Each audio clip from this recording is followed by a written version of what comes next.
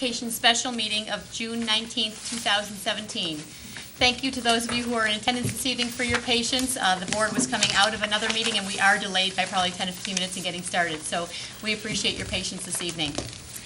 We are here for a few very exciting reasons. We'll get into those right after we do our roll call. Mr. Centers, would you please take the roll? Mrs. Bonifield. Here. Mrs. Bradford. Here. Mrs. Frank. Here. Mrs. Jarvis. Here. Mr. Johnson. Here. Mr. Centers is here. President Burton. Here. We have a quorum. If you are following along this evening and you are present, our agendas are just outside our doorway. Feel free to help yourselves. If you're following along at home this evening, you can come upon our agenda on our website, which is at www.livoniapublicschools.org. If you hover over the board tab, you can drop down to agendas and follow along. We do have a few meetings in a row this evening, so you may need to look for the one that's entitled Special Meeting 7 o'clock. The next item on our agenda right now is item 2, audience communications. I do not have any blue slips. Are there any members of the audience that would like to participate in audience communications this evening? I didn't think so. We have more fun things to do. There are no participants for audience communications this evening. The next item on our agenda this evening is item 3, approval of contract leads. May I have a motion, please? President Burton. Mrs. Frank. Move that the Board of Education of the Livonia Public Schools, the school district, enter into a 3-year agreement with the Livonia Educational Administrators, which agreement has been ratified by LEADS members. Said contract is to commence July 1st, 2017, and expire June 30th, 2020. There will be a wage and benefits reopener for contract year 2019 through 20. Support. We have a motion by Mrs. Frank, supported by Mrs. Jarvis. Mr. Archibald, would you like to address this item for us? Thank you, President Burton. The Board of Education, through its designated representatives, has been meeting on a regular basis with this bargaining unit. An agreement has been reached between the two parties. Staff recommends that the Board of Education approve this tentative agreement insofar as it represents a fair settlement and is consistent with the guidelines established by the Board of Education. I'd also like to take this opportunity to acknowledge the important role that our administrators play in the successful operation of our schools. And I'd also like to acknowledge the professionalism and the collaborative spirit demonstrated by both bargaining teams throughout this entire process. Thank you. Are there questions or comments from members of the board or the superintendent? On behalf of the Board of Education, I would like to thank all of the bargaining teams. We are going to be ratifying, or rather, we are going to be approving 3 contracts this evening, and I understand 3 more next week. The Board of Education expresses our heartfelt appreciation to every member of every team. In today's climate, contracts are not easy for anybody. I'm not sure they ever have been, but these years have been especially difficult. We are thrilled to pieces that we have. Livonia Public Schools has so many contracts to approve and to go into the summer with everyone having that sense of relief that big job is done. You have our heartfelt thanks. Thank you. Any other comments or questions from the board? I'll comment at the end. All right. We have a motion by Mrs. Frank, supported by Mrs. Jarvis. Mr. Centers, would you please take the roll? Mrs. Frank. Yes. Mrs. Jarvis. Yes. Mrs. Bonifield. Yes. Mrs. Bradford. Yes. Mr. Johnson. Yes. Mr. Centers says yes. President Burton. Yes. The motion passes. Congratulations.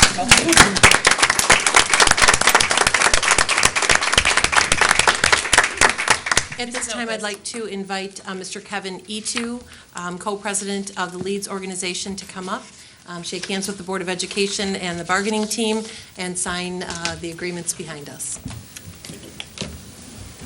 What we're going to do, just a matter of logistics, we'll move right around the table. Yep. Start right here. Thank you. Appreciate it. Thanks for the work. Thank you. Appreciate it.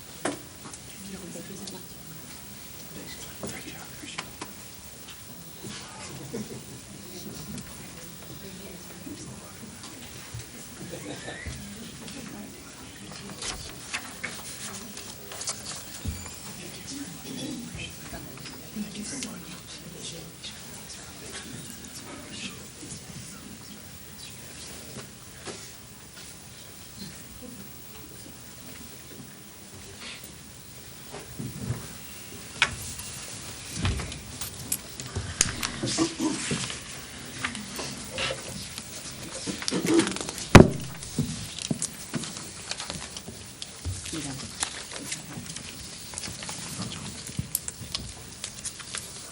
next item on our agenda this evening is item 4, approval of contract LEA. May I have a motion, please? President, go ahead. Do you have any? Burton. Mrs. Bonnefield. Move that the Board of Education enter into a 2-year contract with the Livonia Education Association, whose agreement has been ratified by LEA members. Said contract shall continue until August 15, 2019. Support. We have a chorus of folks.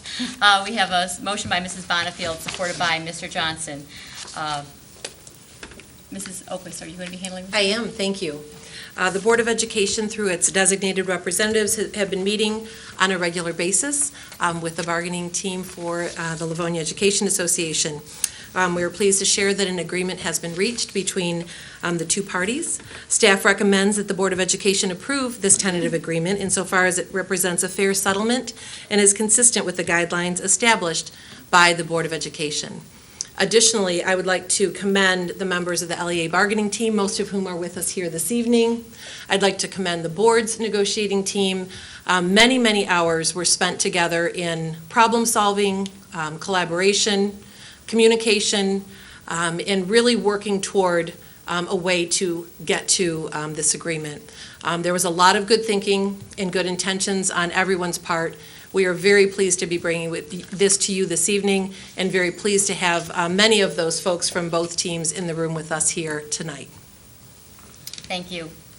Are there any questions or comments from members of the board? All righty.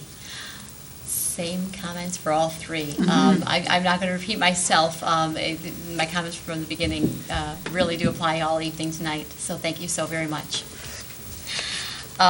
We have a motion by Mrs. Bonnefield, supported by Mr. Johnson. Mr. Stennis, would you please take the roll? Mrs. Bonnefield. Yes. Mr. Johnson. Yes. Mrs. Bradford. Yes. Mrs. Frank. Yes. Mrs. Jarvis. Yes. Mr. Center says yes. President Burden. Yes. Motion passes. Thank you and congratulations.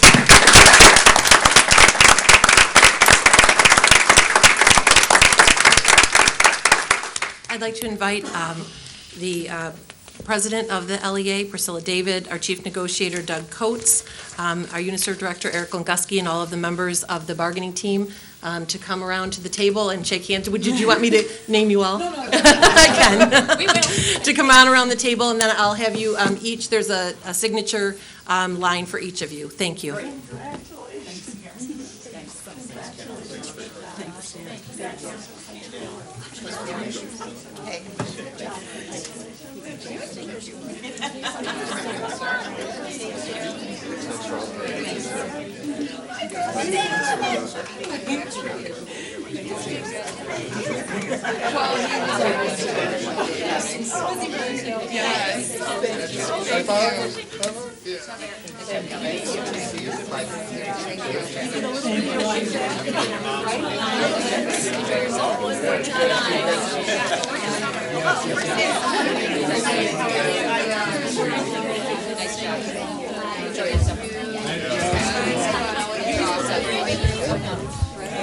Nice job, you was tan already. Off to a good start. Thank you. Happy birthday, buddy.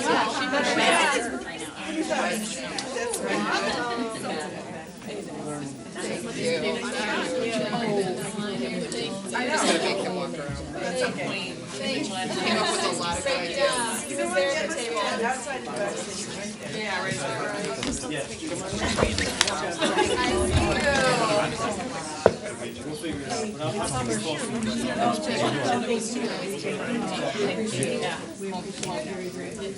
Thank you, Andrea. It's not my fault.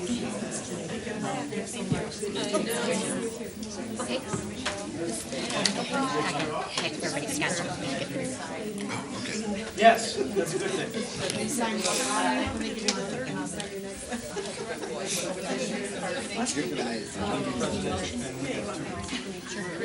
You're gonna have to keep that. Yeah. I won't jump on it. there's a lot of That's all people you. to sign, but you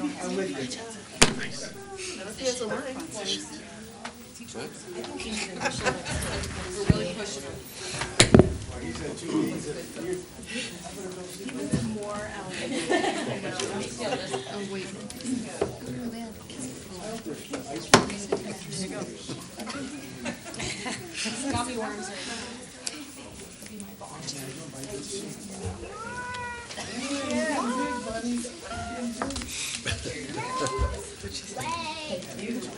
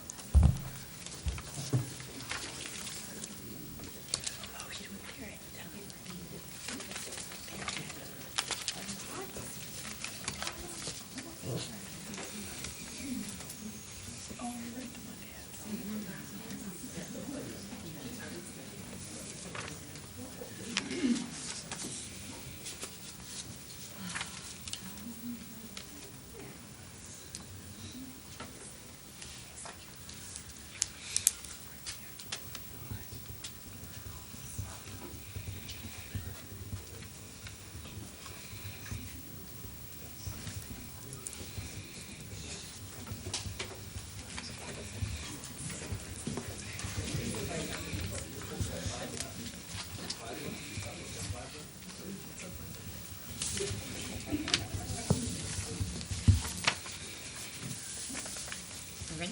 We're ready. Alrighty. The next item on our agenda is item 5, approval of contract, AFSCME. May I have a motion, please? President Burton. Mrs. Bradford. Move that the Board of Education of the Livonia Public Schools School District approve the terms of the agreement reached with AFSCME Local 118 and approved by their membership to amend the collective bargaining agreement between the parties effective July 1st, 2017, to reflect an agreement on the wage reopener for 2017-2018, as well as a one-year extension of the current contract through the 2018-2019 school year. Support. We have a motion by Mrs. Bradford, supported by Mr. Centers. Mr. McDonald. Thank you. The board, through its designated representative, has met with AFSCME Local 118 pursuant to a wage reopener for 2017 and 2018. The issues bargained by the parties were wages and medical benefits. A tentative agreement has been reached between the parties, which calls for the wage schedule to reflect an increase for the 2017-18 contract year.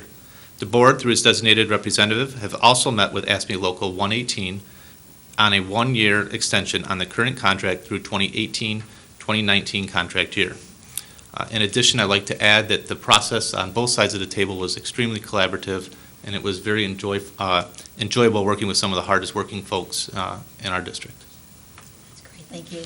Are there comments or questions by the board or superintendent? Mr. Centers. This is really kind of regarding all three groups, but in recent years, everyone's done more with less, and it's been trying times in public education, and we all tremendously appreciate everyone's hard work. This district functions very well, and I know a lot of that is because the individual people that do each individual job, whether it's picking the kids up in the morning, teaching them at the classroom, assisting parapros, whatever it is, it's because all those people do such an excellent job every day. So thank you all for everything you do. Absolutely. Comments, questions by any other board members? No. All right. Mrs. Frank? I just also wanted to add, while you're still here, this is probably more of a general meeting, but the last days of school with our water shortage, I just wanted to commend, I was in several of the buildings, and everybody worked together in an amazing way, and so I just wanted to thank all the staff that are here. I'm not sure how long you're going to stay. So I just wanted to thank you for everyone who worked together, who really came together from all of our departments and all of our district, and certainly the administration and everybody that came together to work for our kids and really took care of our kids who were in that crazy heat, and the teachers and the staff who were in that crazy heat with no water. So I just wanted to say a huge thank you to you, and I'm so thankful that we got this pulled together as well. But just it shows the level of dedication that you all have whenever that kind of came in on Saturday evening, and it was the final week of school. So thank you to everyone who really went the extra mile in that, and so much of what you do really goes the extra mile. So thank you. So President Burton, just a final comment on these three agreements, and as you know, we have tentative agreements with our remaining three groups. I think it goes without saying for the Board of Education, for district administration, to have these agreements in place for the over 1,900 dedicated staff who work as our colleagues in Livonia Public Schools is significant. And once again, I want to thank all of the members of the bargaining team and all of our staff overall, because throughout that process, we know that the impact it has on individual lives is significant. So it's time-consuming to make those kind of determinations and to come to these kind of agreements. So we appreciate everyone's efforts, and most importantly, we are so pleased to have these in place as we move into the summer. Thank you. Any other comments from board members? Seeing none, we have a motion by Mrs. Bradford, supported by Mr. Centers. Mr. Centers, would you please take the roll? Mrs. Bradford. Yes. Mr. Centers says yes. Mrs. Bonnefield. Yes. Mrs. Frank. Yes. Mrs. Jarvis. Yes. Mr. Johnson. Yes. President Burton. Yes. Motion passes. President Thank Burton, I'd like to invite Walter Klotz to come up and, as a representative of the chief negotiator for AFSCME, to shake hands with the board and to sign our agreement. Terrific.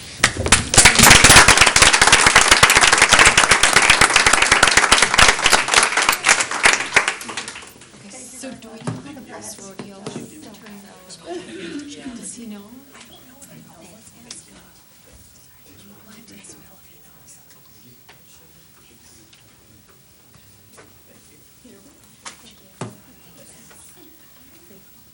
Hi, thank you so much.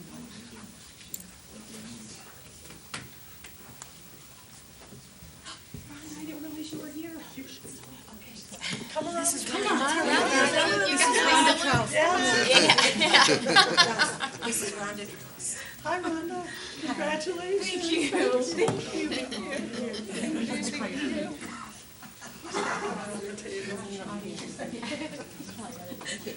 Exactly.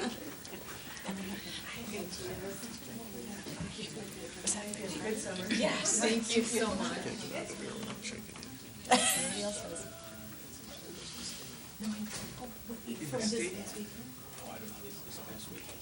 The bus rodeo, I think, was 2 weekends ago. Is that what you? June 10th, that's right. Yeah, it was 2 weekends. You're right. Oh, I know.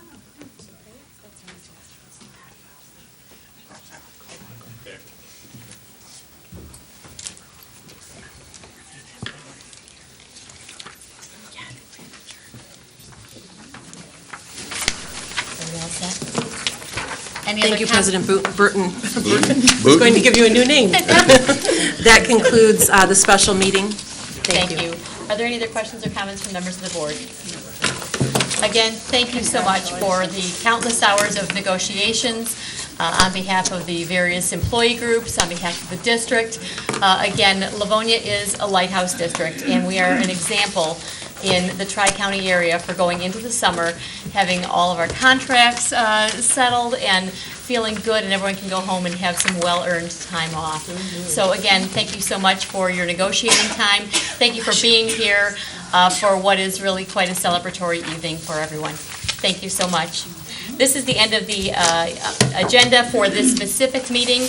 We are now adjourned, and we will be going into our committee of the whole meeting in just a couple of moments. We're going to take about a 2-minute recess, or 2-minute break between these two meetings to grab a glass of water and so forth, and we'll get started with the committee of the whole. We are adjourned.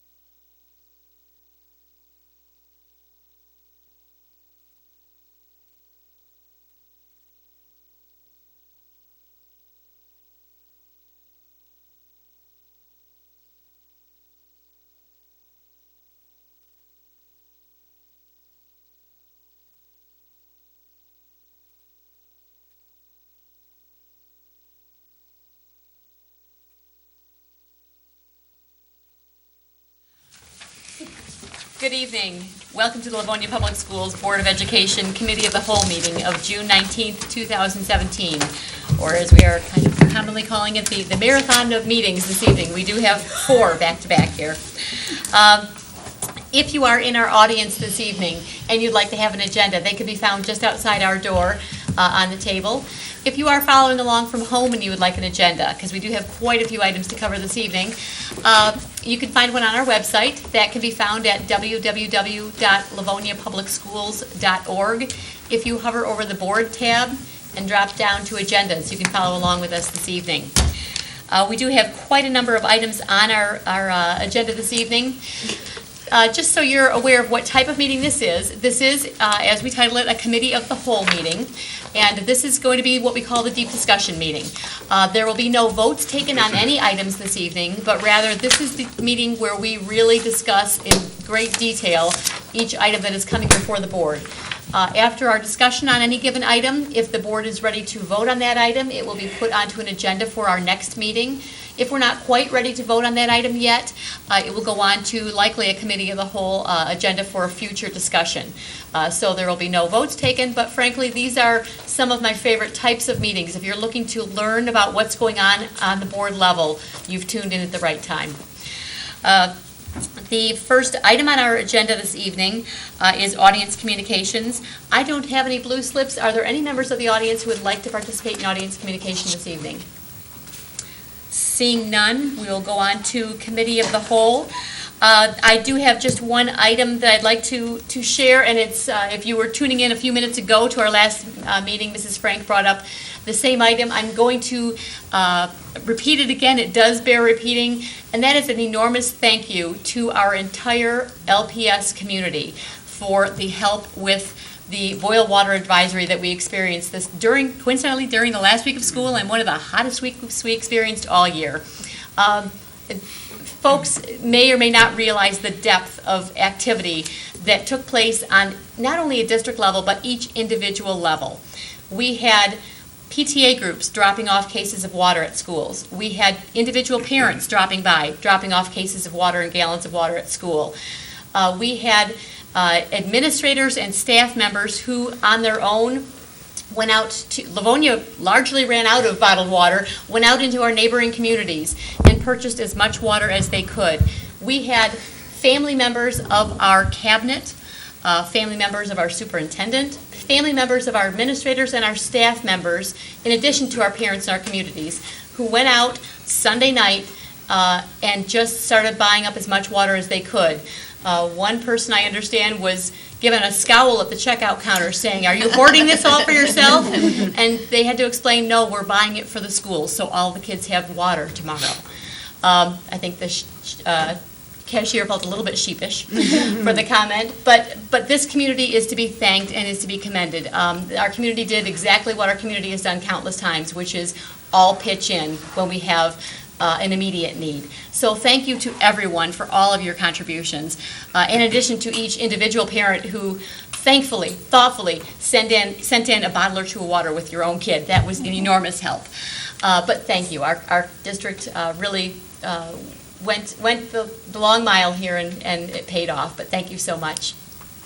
President Burton, may I just add on just another couple things? And I know you Certainly included this right in your comments. Just wanted to specifically thank our food service department and our maintenance folks who were in covering, the fountains and sinks and et cetera on Sunday after we found out, and who scrambled for 2 days to provide lunch service, pre-K, post-secondary for the entire district through our food service department. So again, in addition to all the folks you mentioned, our staff just did a tremendous job preparing our schools and meeting the needs of our students. So thank you. Yes, Mrs. Jarvis. As long as we're talking about the water situation, Go right ahead. Kudos to everybody who was very nimble. One of the things I heard was that people hadn't heard much coming directly from the city, but people who were involved with the school district, parents who had children in school, had heard and had been kept apprised of all the movement that was happening in terms of the water situation.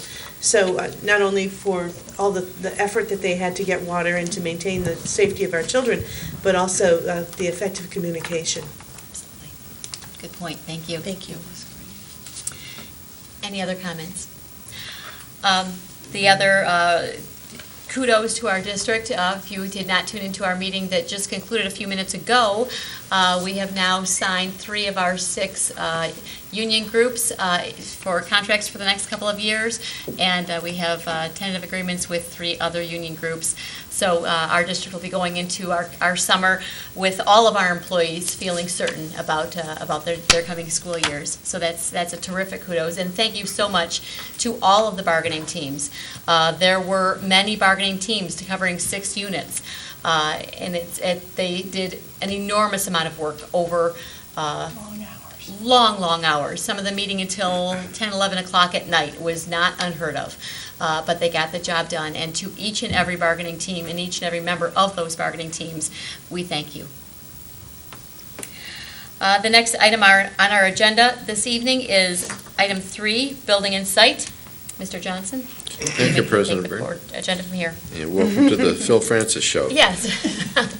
We have quite a few items. I think there are 11 on the agenda tonight, so we'll get to them one by one.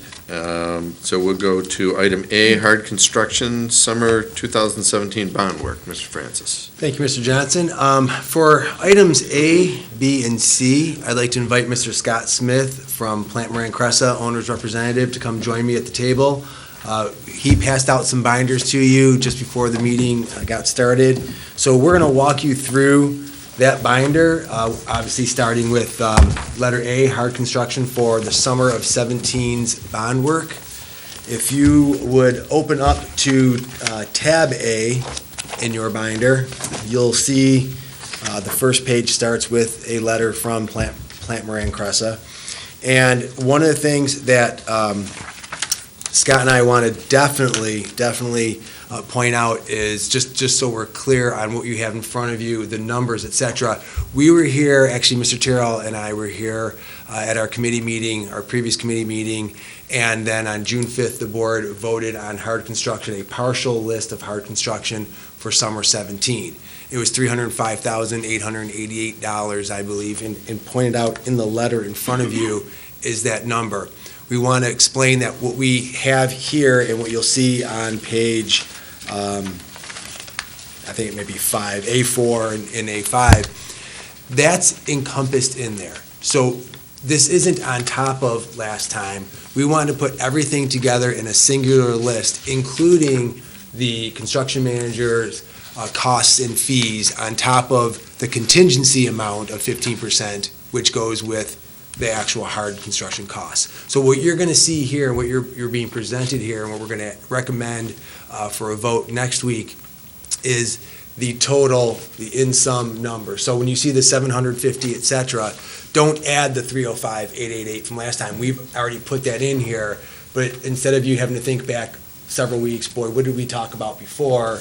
You can see it all in one area. So is that clear? Just didn't want there to be confusion down the road on what the numbers were. You know what, Scott, I'm going to let you walk through your letter from Plant Moran and then some of the numbers, and then we'll take any questions if there are any. Thank you, Phil. Yep. So this is meant to come back and be a total. I think last time we said there'll be future costs to date. So we had most of the costs for Garfield, the Great Start Ready program. We had most of the costs for Randolph Elementary. We lacked any costing. The design was still being completed at Frost and Cooper for some of those projects. So since that time, we've tagged on to that. We've added the Frost, we've added the Cooper, we've updated Garfield and Randolph. A couple numbers have changed, but this was really meant to come back and say, here's really what it is all in. So as Mr. Francis indicated, it includes the $305,000 of hard costs from last time that were looked at.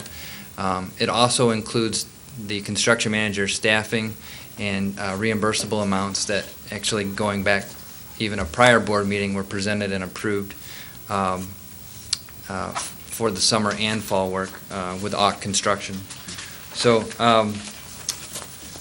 if you look at Exhibit A2, really that's a final accounting summary of this. All in, we're about $750,000. $578,000 of it is hard construction, another $85,000 roughly in CM fees. And also, we've carried a slightly higher contingency amount here of 15%, given the nature of the projects. They're a little bit smaller, harder to define. Usually on a project like this, we would carry a higher percentage because of the lower dollar amount. It doesn't take too long to get through a contingency on if one of these little projects goes, once you get into the details, if something comes up. So that's the reason, we've typically been in the 8 to 10% range on the larger projects. Just point out the budget originally was 1.25 for the summer project. That was just on the construction. So you can see with the various buildings we're going back into, we are under budget in these in each area here. And since things like the CM fees, et cetera, and contingencies are percentages off of that original number, the other numbers are below budget as well. So a couple of the items that you may see in Ock's letter that lists, we know that things like flooring, electrical, once they dig in, sometimes they find things that nobody expected. So we have some budget items in there, like you'll see on Exhibit A4 at Garfield, Shamrock Flooring. You see parenthetically the word budget. We've put in an estimated budget for flooring there, and once they get in there, it might be under that. They might need some of the contingency, but as Mr. Smith and I were speaking over the last few days of last week, we wanted to make sure that we didn't eat up the contingency because it is a smaller project, which ends up with a percentage being a smaller total amount. You don't want to eat up your contingency when you dig into a floor or dig into a wall's electrical and find out we got more here than we thought. So you'll see some very solid numbers, but there are a few that say budget because we wanted to make sure that we had a good budget number on them, like the plumbing and like the electrical and like the flooring. Is there anything you wanted to add to that, Scott? Nope, those are items that we anticipate needing to cover that aren't currently covered in some of the various quotations itemized in the A4 exhibit. Again, as Mr. Francis said, we've assigned what we believe to be a reasonable budget amount to that. And the whole goal of this is to get the costs presented, hopefully approved, and then work within that budget to get these things ironed out, and then use the contingency to handle things that may or may not occur. Some of this stuff, quite simply, if I need to move a light switch, it's just best to have the guy come out, investigate it, do the work. It's hard to put that stuff on a drawing sometimes for this very limited scope of work. So we've tried to account for that, and we feel like we have here with the overall costs. Much of what you'll see in A4 you saw last month when we were with you. It's probably a very familiar-looking page with more things than not, especially at Garfield, on there already. And you'll look down at Buchanan. Buchanan was just lockers last time we were together, and it's still just lockers because we're going to be going in there in the summer of 18, but we had to get some lockers in there for the fall. The other thing I'll just remind the board, last time we mentioned that these would be change orders to some of the existing contractors working within the district, either at Stevenson High School or Churchill High School. This would be a continuation of that effort here. So. Any questions? No questions. So this can go on regular. Next week, please, yes. Okay, then we're still in the binder, right, when we go to Flip over to B. Engineering and Architectural Yep. Services. So letter B, under our section, Architectural Engineering Services, for summer of 18.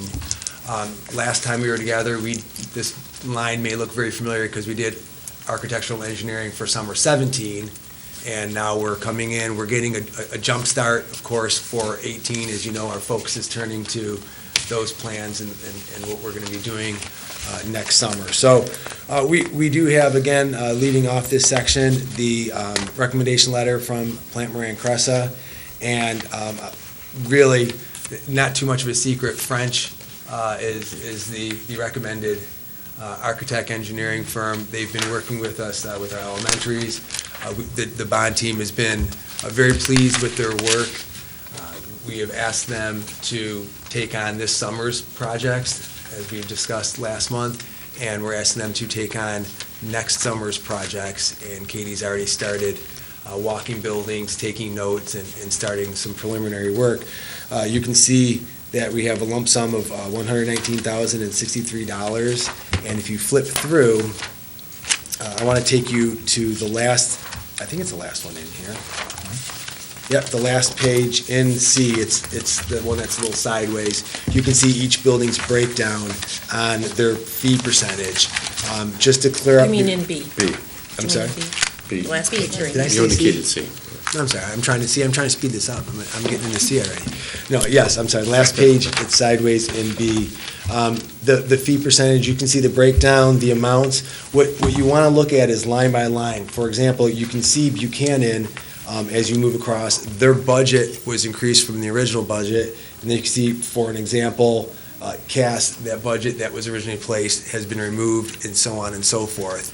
We also want to point out that originally, French was slated to do Webster, so their fee percentage at the 439 remains, but we've asked them to take on Jackson and the LCTC, so they're actually at a slightly increased negotiated amount, because that's not holding from the original agreement.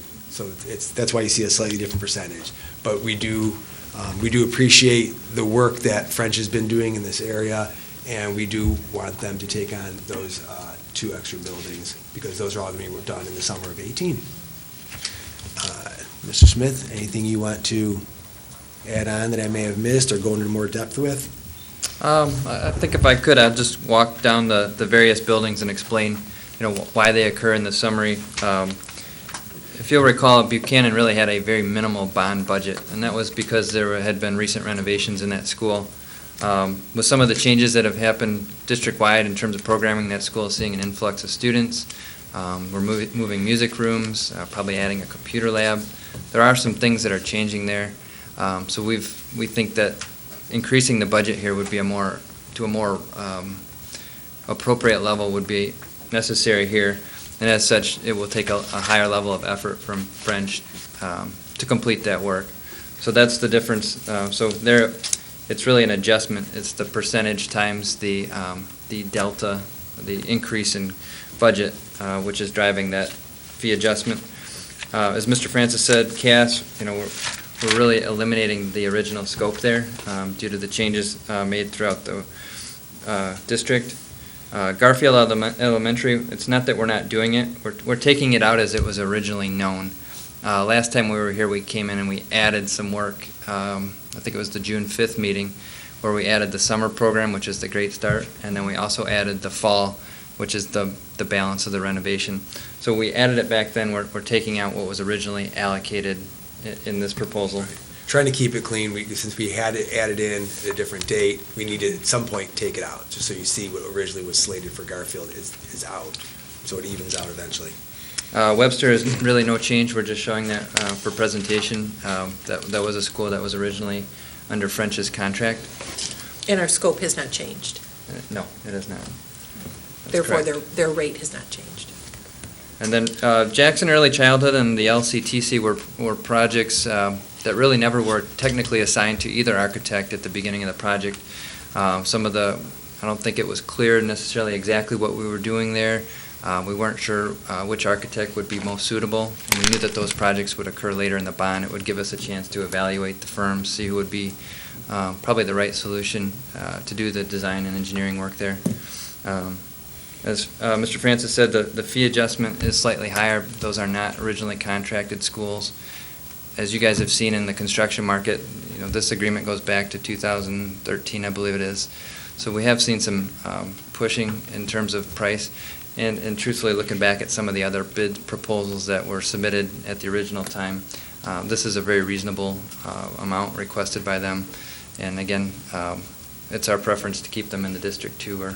We're equally satisfied with the work and the people that they've dedicated to these projects. Yes. Any questions? So we ask that this goes on the voting meeting.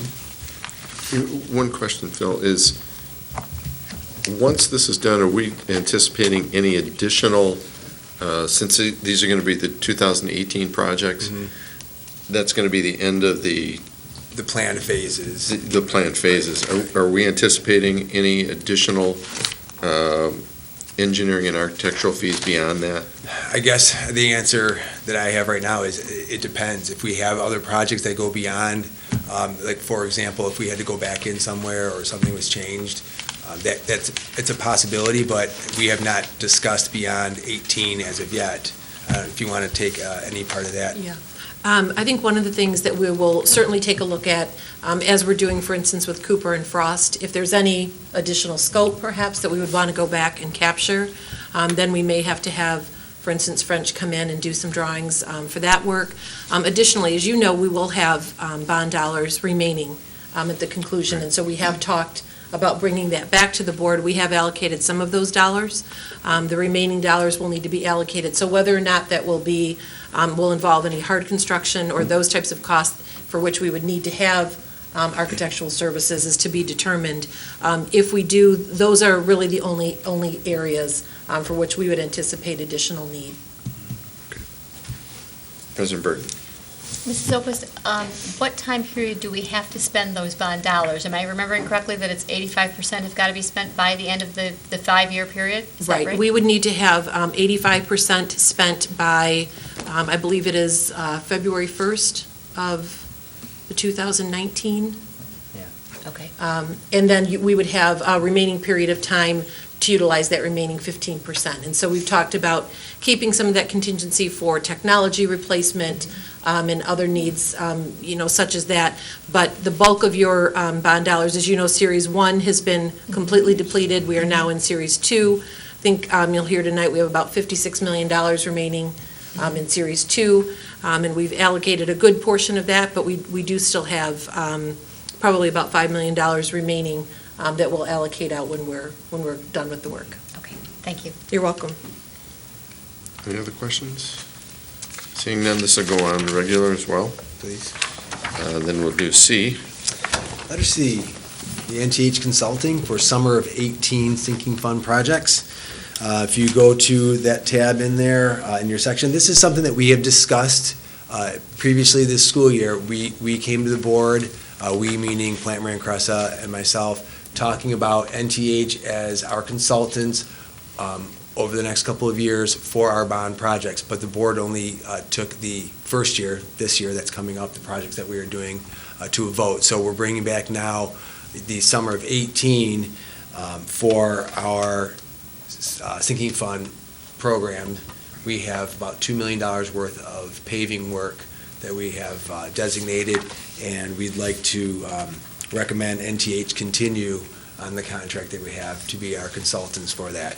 I can let Mr. Smith talk a little bit more about some of the plans that we have for the summer of 18, and if you flip to C2, you'll see the 5 buildings on your list that we're estimating construction with regard to paving projects.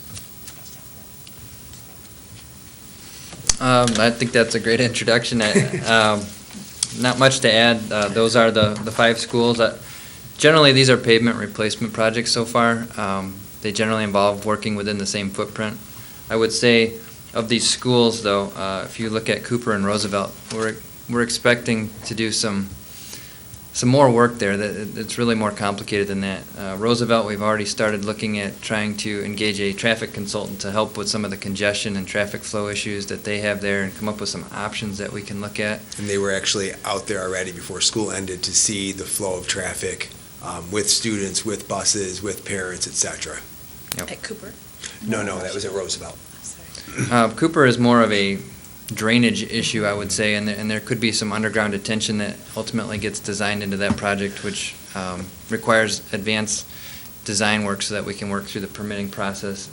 The other ones they're more of a soil erosion type of permit, which are readily available through the city, but when you change the impervious areas and change the configurations and stuff, it's a more detailed, and as we learned with Franklin High School, that process can take some time depending on when it's submitted and how many other plans are submitted ahead of it.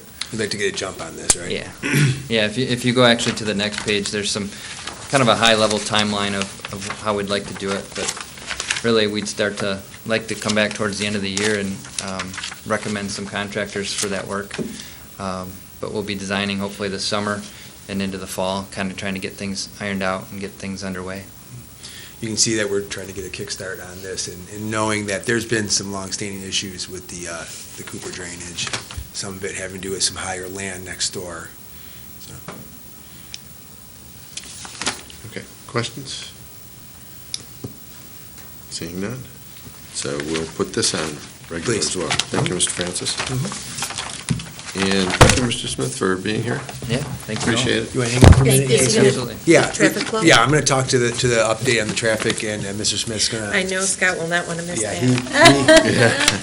I got lots more friends that I can invite up to, we can all, Wow. yeah. So maps, fun with maps, you ready? What we've got for you in your binder, you see something tabbed current. The names are maybe slightly misleading, because really, the current and proposed are the tab names, but the current is the former and the proposed is what we're going to be doing. So, well, yeah, I didn't name the tabs, is all I'm saying. So, if you take a look at the first one, there's an overview. I want you to focus in, I mean, there's a lot on the map. Take out the back lot, that north lot up there, the parking. Just take a look at the front lot. There's originally, that you see, if you just glanced at this map and glanced at the next one quickly, you might not notice much difference. So let me talk you through the differences. And the main differences are on the east side loop around, and on the west side loop back out for the west drive. I want to preface, before I even do any side-by-sides or pointing things out, that this was an overall team effort, and I don't mean just our team. I mean, there were LPS folks involved here, Mr. Archibald, Assistant Superintendent of Secondary, Plant Moran, Cressa, Stantec. We had the building, Stevenson, Gary Harper, the principal, has been involved quite a bit. He was working with AUK directly to point things out, walking the land. We've worked with Wayne County. They've been helpful and amenable to changes with those lights and the timing. So overall, we're looking at a lot of hands, a lot of people with a lot of input to take what was a more difficult situation this past fall and this school year to try to get a better flow. Now, full disclosure, and I know that we've said this many times, any school at the crush of that 15 to 20 minutes before school and at the drop-off pickup after school is always going to be a logjam of cars. What this flow pattern change that I'm about to describe to you is going to do should make the flow through, if we have the teamwork also of our parents following what our directions are on the flow of the, and that just takes getting used to, because it's going to look a little bit different. So we're going to have a lot of paint. We're going to have a lot of when I say paint, I mean the clear signs with arrows to show the direction, the flow, and this, according to all hands on deck, will be, including Wayne County helping out with the lights, will be a better flow of traffic if folks use the elongated loop and the elongated loop on the west side. So, having said all that, let me walk you through a little bit. And I'm going to pop mine out because I saw some of you do that, and I'm going to do the same. So, kind of apples to apples, the overview against the overview. So we'll save the close-up for a couple minutes. But if you start in the west, the long drive out of the west driveway, what you'll notice different between the two is that, yeah, all the way to your left. You can see that as you do the Michigan left, originally it was a single lane, which just towards the end before you approach 6 Mile, then split into 2 lanes. And the new pattern actually has a much longer 2 lanes. So to accomplish that, we actually will be knocking out some of the concrete curbs that are there to widen it up at that central point so you can get 2 lanes. And then as you come out to the light, that light is being reconfigured, and help me out, do you recall exactly, it may not be exactly, but the change, it's the left arrow, or the left turn to get out, or how are we changing it? It's gonna have a longer cycle on the green? I think we'll have a longer cycle as you exit out in the afternoon at the peak time, so. Left turn. You're talking left. No, not left arrow in, but out, to get out, and get have a out. longer, so you don't need an arrow, because there's no one coming at you. It'll just be a green, but you can get left and right out of there. It'll give it an extended time. Speaking of that, in case anyone has the question, these lights, I spoke to the folks at Wayne County on it, between 10 PM and 6 AM, they run green almost exclusively on 6 Mile, and it has a camera on it, so when someone does enter to try to exit, I always say enter, but tries to exit out, it then cycles. So it won't cycle until it has to cycle, then it'll shut down 6 with a red and cycle through to a green to come out late at night. So essentially, it's gonna be generally a green on 6 Mile at those late night. During off-peak. Yep, Yes. 10 PM to 6 AM. Mhm. So that keeps 6 Mile flowing at the off-peak, and people don't sit there staring around saying, why is this a red light? Why is this a red light? Yep. So there's some significant change there, even though it seems slight, being able to stack back 2 rows of cars and not having them fight to merge in. And I'll draw your attention to the northern part. You see a white band in the updated version? That is an elongated concrete speed hump, so to speak. It's not the old school small speed bump of asphalt. It's actually a full concrete speed hump that will slow the folks down just before the entry point of the Michigan left to the south of it.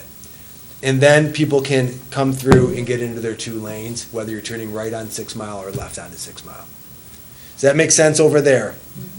You may not even be able to see much of it, but there is some softening. If you enter on the west drive into Stevenson and make a quick right, it's just been softened. It ended up forcing us to lose a spot or 2, but we softened that curve so people didn't have, or in a bigger vehicle, were able to make that turn to the right to get into the parent drop-off loop a little better. So if you go right next to each other, like I said, it's tough to see the difference, but it has been a softened rounding of it so that folks in larger vehicles and trucks and vans can get around it a little more easily and not have to stop, back up, and then straighten themselves out and get going, because that would be bad. clogs things up as well. Okay. Now, let's go over to the eastern part. I'm gonna quickly show you, or tell you, and then I think we're gonna flip over to the close-up. But as you move east in the parking lot and go into your loop, we actually made a change here that was a request of Stevenson to connect into the bus loop. That's not gonna be a normal connection, though, just to be clear. Let's fold this up and go into the next item I gave you. You have a blow-up of that eastern section. What we've done is soften some radiuses, narrowed down. You don't have a second one? It's like a close-up? It's thick. Yeah. It's C2. folded together. Sorry. So, if you look as, following the arrows going to the east, you start to enter into that loop around to turn back and go west again, correct? Yep. So what you'll see is a small white opening that would connect into what is the bus loop. That was not originally there. The building thought that for large events, we don't want to intermix parent traffic with bus traffic, but for large events, after a Friday night football game, after something that's at the PAC, parent night, whatever, you name it, there's going to be a 16-foot, 14-foot, 16-foot arm gate that they could lift and open this up. So now we can exit out of the lot in 2 exit points, the east and the west light. Okay? Nice. So that is there. And then as we curve around, we had to clean up some of the little walkways in here, et cetera. But that's really one of the bigger pieces here. So folks should be coming at peak times all the way to the east and looping around. They should not be cutting in that little one. That's an area that would be either signage or maybe, gonna cone it? I'm suggesting a cone for the first couple Cones. weeks, just to sort of get people to understand that's not, we don't want you cutting there. With the armed guard To, there. to jump in early would be not only rude, but it would backlog everybody who is going through the full loop.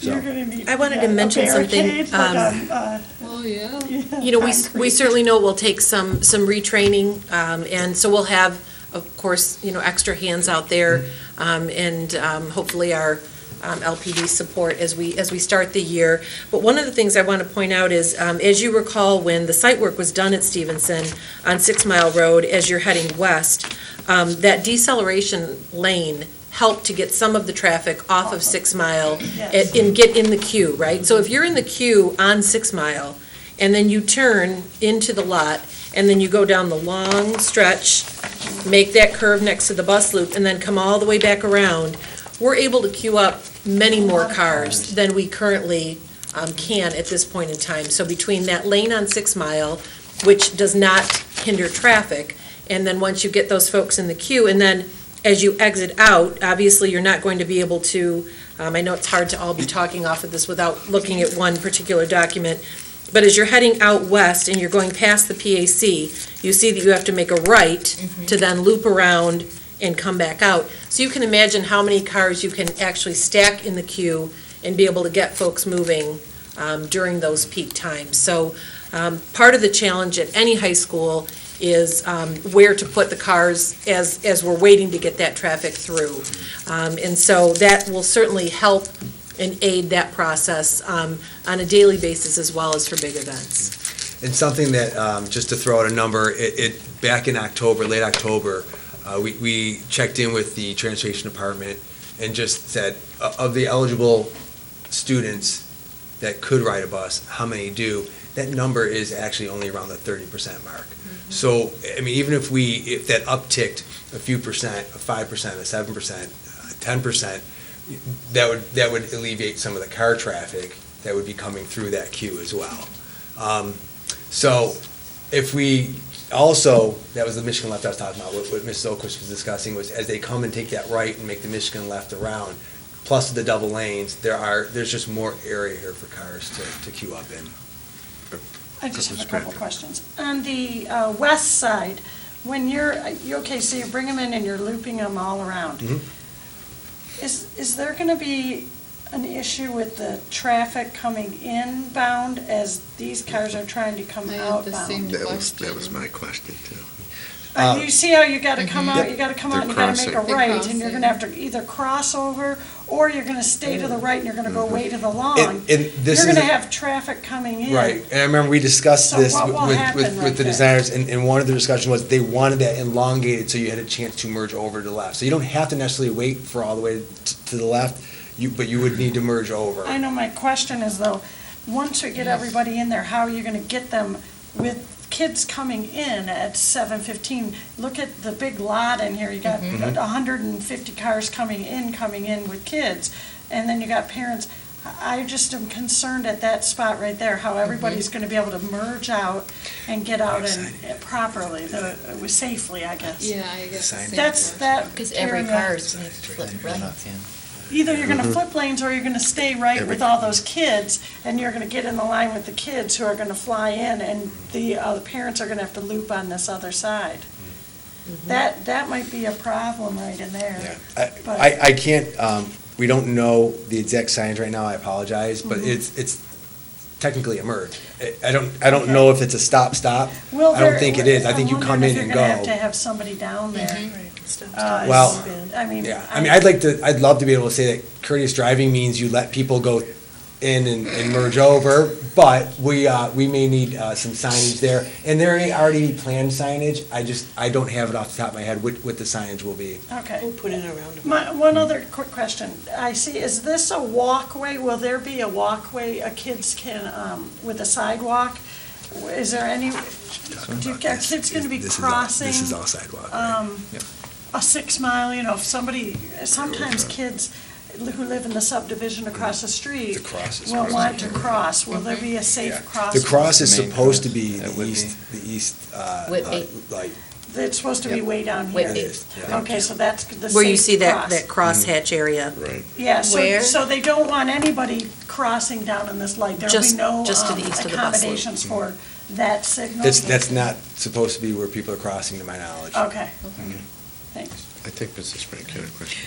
I just to come back to that point, is that I just think the key, we can put as many signs there and we can say that drivers are gonna be courteous, but especially high school kids that are driving, I think having a staff member right there, and I know in the first couple of weeks, it'll be, all hands on deck, but as this year goes, it seems like every building that I've been, when the principal is out there, when there's a staff member out at those crazy points, traffic just goes a little smoother because there's some accountability as opposed to when, and I know we have tons of work for everybody to do, but I just think a person is just so much better than a sign. I just think you can put a bunch of signs up, people, and because these are new drivers, I just think everybody's in a hurry and everybody's trying to get in and nobody wants to be late. And I just think a That's what person is concerns the me. biggest key of keeping the traffic flowing than signs, but. Yes. So let me ask clarification, Mr. Francis. The question that Mrs.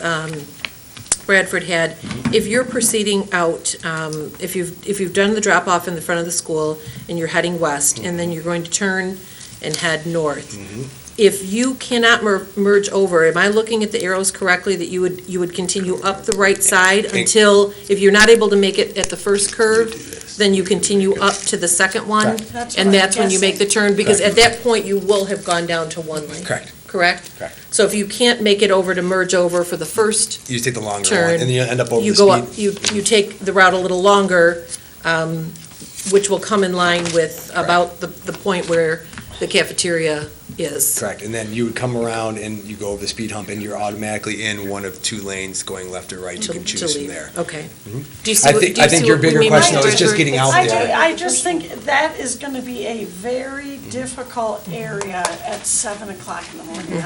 For sure, I mean, I Sure. can already anticipate that when I look at it.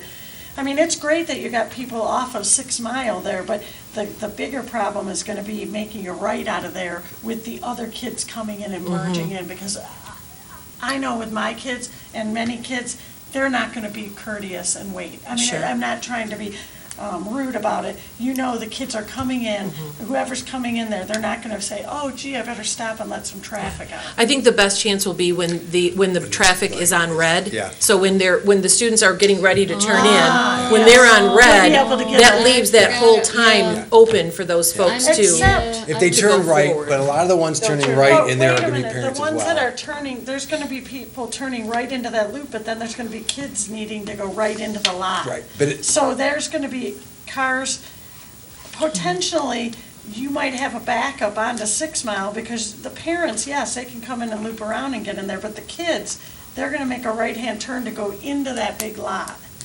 So that could be a potential problem out on 6 Mile. I think we're So presuming that's- that 100% of the people that turn in are gonna be kids though, and they're not, because if 100% of them were kids, that there's gonna be a mix. Some are gonna have to turn right, and that'll Right. open up, Mm-hmm. we have to, part of it is we do No, have I to know, see how it it's- flows too. Yeah, I it mean, is, it's kind of a trial and error, Yeah, but that, I'm just looking at that potential there, it's gonna be interesting, that No, little I area. was forgetting about the lights, so I Pres- thought it might work out. President Burton had a question. Regarding the walkers, the one group of walkers that we still will have at that whole intersection are the students who live on the north side of 6 Mile, immediately west of Stevenson. They walk to school, like, for example, on Ellen Drive and so forth, and all the streets west of that. That's a walk. I assume what we're gonna be doing is counting on that red light, when that light is red, They've got. cars are still gonna be able to turn right into that lot, But you're gonna have. who are kids coming in crossing. westbound from 6 Mile Road. But we will have students that must cross right there because they live right there. Right, Um, or bikers or whatever. Have we thought about that? I mean, that exists right now, granted. I'm assuming that I think. that the traffic light and the courtesy that we use right now is what Right. we're gonna There- continue I to think a use. lot of the kids actually walk up the church lot and then come through the opening there. But the way that the map That's has true, it, too. if you walk with the light, you see that just to the east, there is a path through the parking lot that walks towards the PAC, and then it curves around. Those little blocks are all sidewalk. Yeah. And then walks them through that way as well. So which, I'm sorry, No, I've lost you on where are walkers who are coming from that direction? Coming You're from saying they're immediately coming west? from the west, walking east, right? They're gonna have to cross the traffic and then Yes. go on to that So with the walk light, and then walk. if they did stand here and with the light at the drive, just to the east of it, there's a sidewalk that cuts through the parking lot heading towards the PAC, and then it loops around to the front door. Okay, so we are having students cross right at the entrance and exit point, as opposed to, I believe there's a sidewalk that runs right along that fence line on the Stevenson side of it. Are we having students walk up that sidewalk and not crossing at the traffic light right here where we've got all those cars going in and out? You're saying on the I'm just asking. west side of the Yes. loop that we have? The immediate west border of the Stevenson property, on the inside of our fence line, So there they- is a sidewalk. Oh, there is? I'm almost certain there is. And they- Yes, there is? And so they could walk north along that and then And cut then they'd east. be- And I'm in not the a traffic parking lot. person, I'm just saying, They'll be in the parking That- lot. right. Good luck. But I they do know, that anyway. I'm not saying I have all the answers, I'm just I saying know, that they that's do that anyway, a don't they? possibility. My other question for you, I mean, going back to the merging, that merging does take place on our exit right now from, or at least a year or two ago, from Stevenson. It went well, but there was not the added stress of, I'm going to be late for class. So it may work itself out well that folks do the common courtesy of alternating cars. We'll have to kind of wait and see on that one. Just a quick, Mr. Archibald, what's the time frame you think that has the heaviest? I mean, are we talking 10, 15 minutes of? Yep. 7 o'clock to 7:20. Yep. Yeah, so right in that Even seven. wheelhouse. Yeah. And then I have one other question for you. When you were talking about, I just want to make sure I understand this correctly. When you were talking about the evening additional exit for folks who are non-school buses, was that on the far, is this the little white piece that I'm seeing? Yes, so this is On the all- far east side this- of the main loop? Yes, that's asphalt to the north of it, and then the white section. That's it right there. And there'd be a gate across that would be blocked, so people don't try to slide out in front of a bus in the mornings and whatnot. Okay. But that could be opened up for dispersal of cars and thinning out the lone west side by getting some out on the east light. Is that something that we could also put in the main lot? How do I describe this? As cars are entering from 6 Mile, and parents are dropping off, and they're driving directly east along the front of our lot. At the first opportunity to turn left, we don't want them to. We want them to go all the way along the whole loop. Is a gate possible to put there during the morning hours? Because that is likely to be Well, that's not a a bad persistent idea, not that violation. With a post. Especially if they're already doing it. Yeah. I think we considered a stop sign to start. I don't know, if putting a gate there permanently, I don't know if that's something that would be preferred. I understand the concern, but Because that's likely to be more of a Well, that could be persistent. closed off in the AM and then just opened up, Just put a right? barricade or something. I think a That's what temporary I'm- barricade But would cones, be a couldn't little bit cones more suit? appropriate if we see that people are using it, because. People will be using that Yeah, one. that's why I think a That's- temporary I think that's more likely to be a problem, honestly, than the people merging over here on the right that we've spent some time talking about Right, tonight. people will. People are gonna get the idea of the merge back and forth. Being a parent at Stevenson for 11 out of 12 years, there's there's gonna be a problem. The cones Unless we will put be some kind of a broken. barricade all year long. Okay. Done, President Burke? Yes. Yep. Tammy, you got the next So, question. the original plan, and I'm not visualizing it on here, and it may have already been resolved by now, when, at the beginning of the year, when we first started, everybody was making a right on red to get into the parking lot, and that was causing somebody not to be able to do something, and there was supposed to be a right on red, no right on red into the parking lot sign. Do you remember what that was? I don't know if it was the kids couldn't cross because the traffic just kept going. There were stops. I can handle that. So what it was the westbound traffic trying to turn into Stevenson, yep. and it would get backed up, and they would turn right on red because it's customary in Right. Michigan to Yep. be able to do that. So the folks trying to turn left, the eastbound folks in the left turn lane trying to turn in, had nowhere to go. Oh, right, yeah. So that was the idea there. in talking to the traffic engineers today, they really think that a lot of that the folks trying to turn left is less of an issue than it is trying to get people to continue to use that elongated loop and get them off of 6 Mile. And by doing that, and also allowing by increasing your stacking distance exiting, that will help expedite traffic, in addition to adding a few extra seconds to get, for that light to get out, will help circumvent some of the issues with the left turns coming in. Okay. Those students will still have a blinking on a through light. They will still have the ability to turn left if the traffic is clear headed west. But, you know, it'll be interesting to see how many opportunities they would have to do so, but they aren't limited to just turning left on a green arrow. It is a blinking yellow. But do you have the green arrow? Yes, Pardon? they It has did a green a arrow. yeah. Yes. Okay, There will so be a there green will arrow. not be a right on red. Initially, there's no plan to have a no right on red to get in the parking lot if you're driving west. They didn't add that? I thought we had put that sign in, is it? Oh, I- oh no, that's what I I'm thought we did saying. have that We sign. do We have should that keep sign. that. Oh, yes. Yeah. Yeah, Okay. we did add the no turn. So there is no right on on red into the parking Yeah. lot? That's the intent. We I think thought that we will did help. earlier this Oh, year. it's, that's what I was thinking it wasn't there. Okay. So there is a no right on red to get into the parking lot if you're going west. Okay. We're going to confirm that, but I We'll believe confirm that that was added earlier It this was year. supposed to be, Yes, and I Yes, just, it was. okay. We will We definitely had follow talked, up on we were that. talking about people making right on reds, and I had thought that had been stopped, so that's what.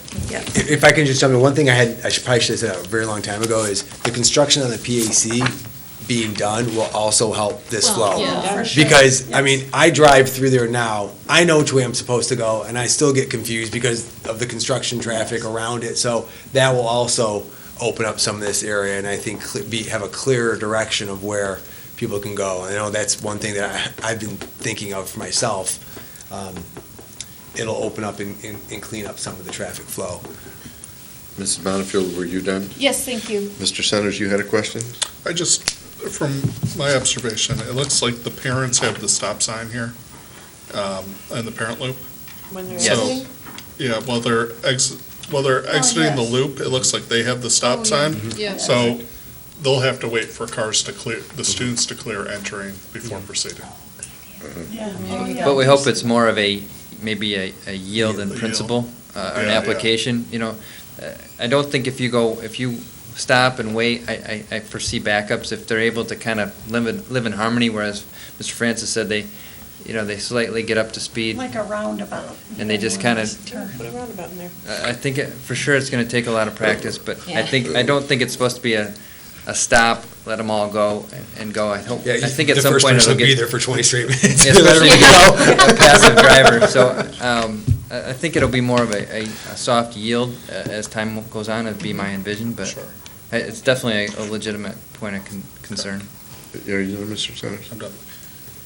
Thank you. Mrs. Jarvis? So again, with the entrance off 6 Mile, is there ever a point when all traffic will be stopped from entering so that people who are in the long loop trying to exit will be able to freely exit without having incoming traffic? One more time? Will there ever be a point, will the traffic light ever be at a point that will have nobody, no left turns, no right turns? Coming into Turning the in, school. so that people who are, parents who have already dropped off their kids and are waiting at that light Can get can around turn that. without having to worry about traffic coming in. I mean, Would they they have a don't have the green? right of way, the kids coming in to have the parking lot have the right of way. So if there is no point, and I know you're hoping for their goodwill to do a merge, but it's a stop sign. So if there's no traffic coming in, then people can actually exit safely. And if I haven't used that light, so I don't know if there's a point where both east and westbound are stopped simultaneously. I don't think there is No, but because There will be. there's nobody on I the still other go back side to of the my street. idea of it, every time we say this, we're presuming 100% of the people pulling into this driveway are going to go straight and that they're students, because keep saying kids are going to go straight back.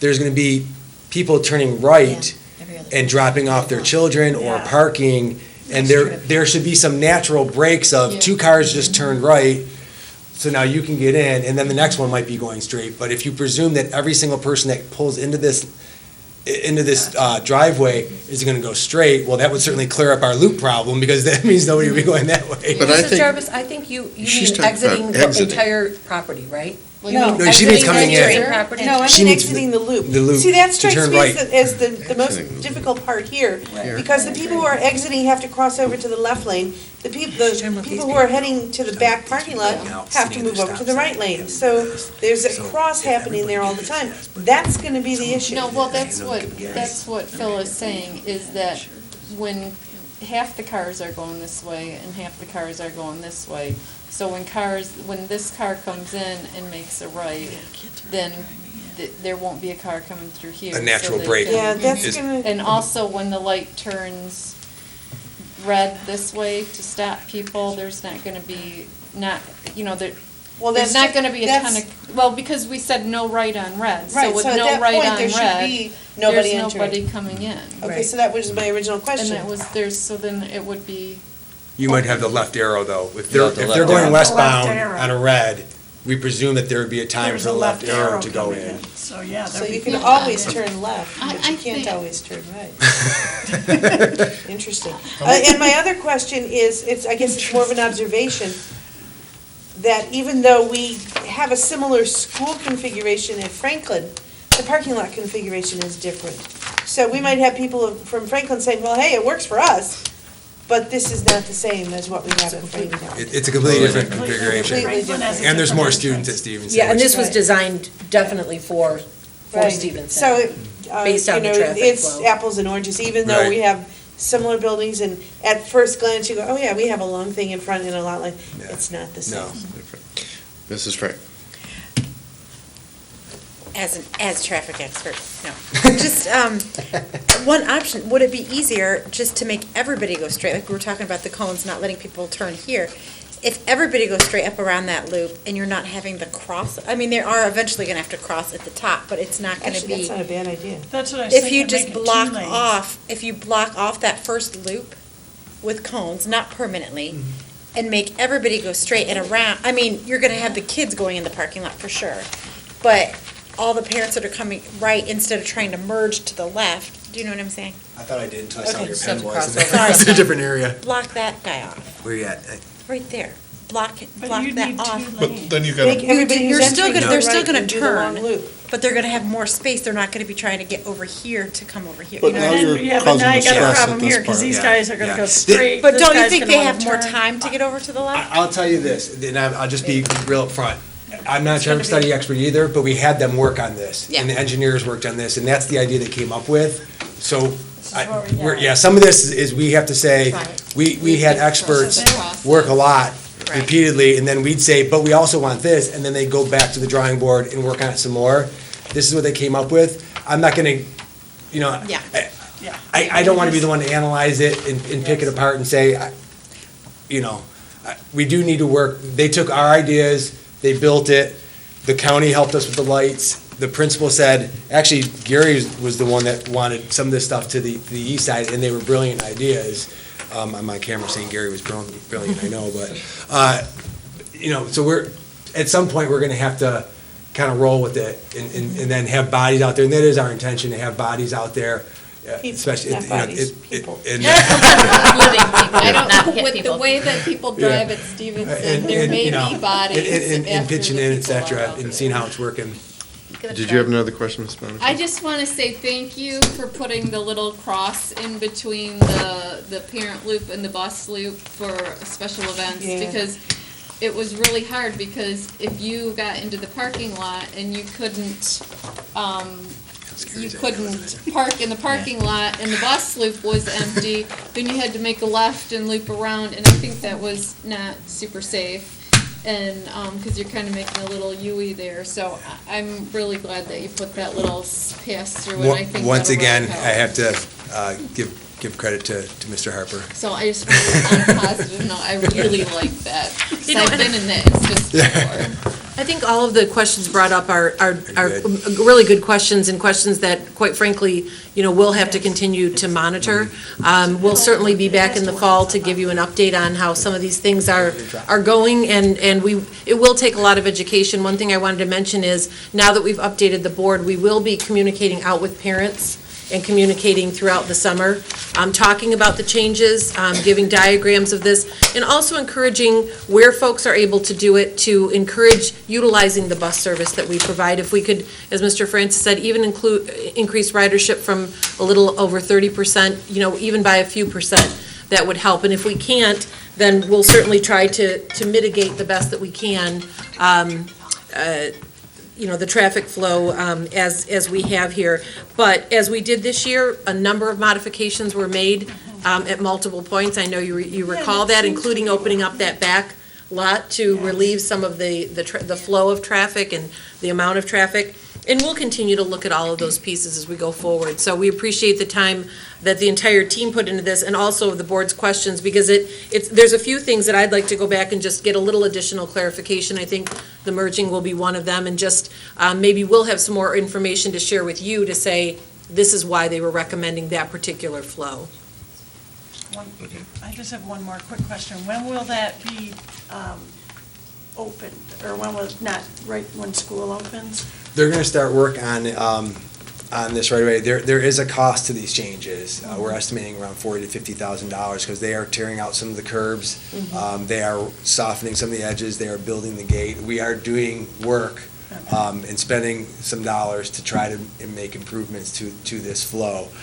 They actually are starting right away because they want to have the West Drive in and out ready to go for August, because students are going to be back and they're going to be in practice, et cetera, and then the rest of it might be blocked for a while.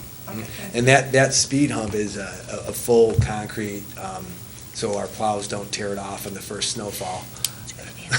That was something that our maintenance department was vocal about. Said, let's keep it for a while. That's why you need everyone's input. Yeah. Just an observation, in my other life, I've dealt with traffic flows and construction, and this isn't the first rodeo that these people have been through. And they've probably garnered a lot of information about the traffic flow as it is now. So these people know what they're talking about, and my guess is that this flow will work based on the information they've provided. There may be some slight tweaks, but these folks know what they're doing, so I'm confident that this is going to work out just fine. Okay, any other questions on this? There's nothing Seeing none. Yeah, there's nothing for vote. Nothing for vote. This is just a good time had by all. Yeah. Okay. So we'll move down to E. Hey, we're moving right along. Letter E. Thank you, Scott. Thank you very much. Thanks, Scott. Appreciate the opportunity. Thanks for the binding. Leases for 2017-18 school year. Mr. Thank you, Mr. Johnson. You need a break? So, we have several leases. Just to give you an update for the board, we had updated, contacted some of our folks who are leasing from us, checking in if they were planning on renewing, if there were any changes to space, et cetera. There were a couple of tweaks on some of our lessees, and what we basically did was get out the updated leases with a cover letter, and essentially letting them know of any changes. One of the changes to most of them is the CPI of 3% increase. We do have one request for a 6-month lease, and I'll point that out when we get there, because they're looking for their own property, actually. And we had a request for a multi-year, which we don't usually do, but we did grant a second year on the lease because they've been with us for a while. So, and not just because they've been with us for a while, but because of the program that they're running. So I'd like to go through the leases that we have. I'm actually hoping and counting on one more sign. Anything that you have in front of you has been signed and returned. The plan would be to run through them tonight and have the board vote on them next Monday. Then we could sign them and have them all done. I hope that we'll get the other one in. And then as far as leases and Little Tots, we're still working on that, but I'll bring that up at another point, okay? So the first lease you have in your packet. Can you hang on just a second? Yep. Oh. Mrs. Jarvis, do you have a question? Are we going to address these leases individually? That's what I was going or- to do right now, yeah. Okay, thank you. Yep. So the first one you have in your packet is for the Garfield Cooperative Preschool at Marshall. It's a 1-year renewal. The space is the same, The only change is the amount with the CPI on it. We have had the Garfield Cooperative Preschool for quite a few years, and they were happy to renew. So we've sent them their copy. They've signed in return. All we're looking for at this point is for the board to review and vote and sign it up if you do vote affirmatively. Are there questions on the first one that you have with you, which is the Garfield Cooperative Preschool? President Byrd. I just have one question.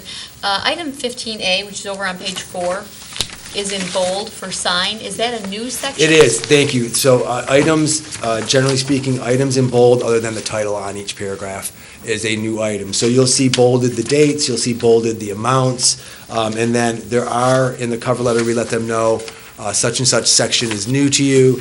And this was something that was actually a holdover and a note from Miss Abby's time. We have a running list of all of the folks who lease properties and contact information, et cetera, and there was a note on, for the 17-18, to ensure that we add this section. It's something we have on the other leases, and for whatever reason, it didn't make its way into this one, so she wanted to make sure it did, so we added it in. Okay. And that's something, okay, never mind, I'm good there. And then The just- 34 was also missing, and again, I don't have the history of why 15A and 34 were missing on Garfield Cooperative Preschool. They were, but they're on the other leases, and we added them in. Okay.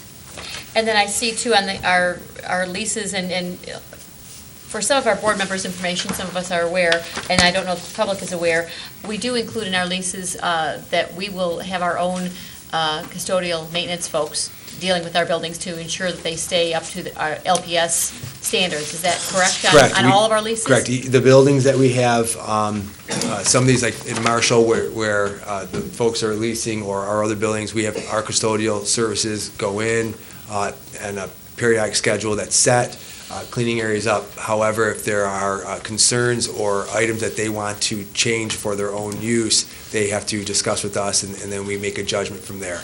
That goes beyond just cleaning something, but part of the cost of the lease is for the custodial work as well. All right, thank you. Any other questions? Mrs. Benefield. I'm sure this question's probably gonna come up on every one of the leases. Are we at, I know at one time we talked about making sure that we were at a comparable Right. square footage Right. rate, with the going rate? The going for- rate, Yes. And is this one comparable to the going rate? So to give you an overall update, and it addresses that question, Allison Smith and I sat down and went through the leases. We came up with some charts, but at the time of year, anybody who may not be, let's say, at a comparable rate, we didn't feel it was fair to, at a last- very last moment, Yes. say, you're not, because the lease says you could go up by the CPI.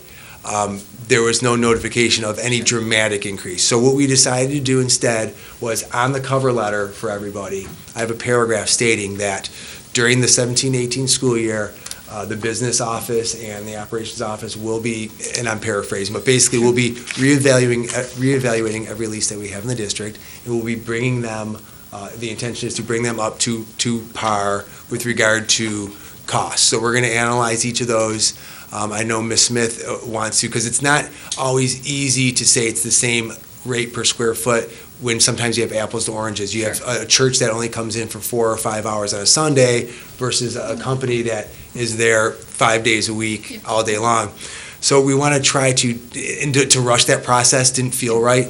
Yeah. So we want to be able to take the year, analyze what we do have, see where our folks are, and that's why we put them on a 1-year lease. It was unique that we have somebody on a 2, but we have them on a 1, so we can take the time to get a good number and give people the notification. So if they don't agree with what we may end up with, they can have time to make alternate arrangements or understand at least in advance. Right, sure, be able to put that Yes, into the yes. budget. It just, we talked about how to do it best, and it just, when you start doing them in May, and people, it just didn't feel right to take a large chunk with someone who we hadn't spoke to. Now, when we spoke about the other group, the Little Tots, we've been talking to them for months about that.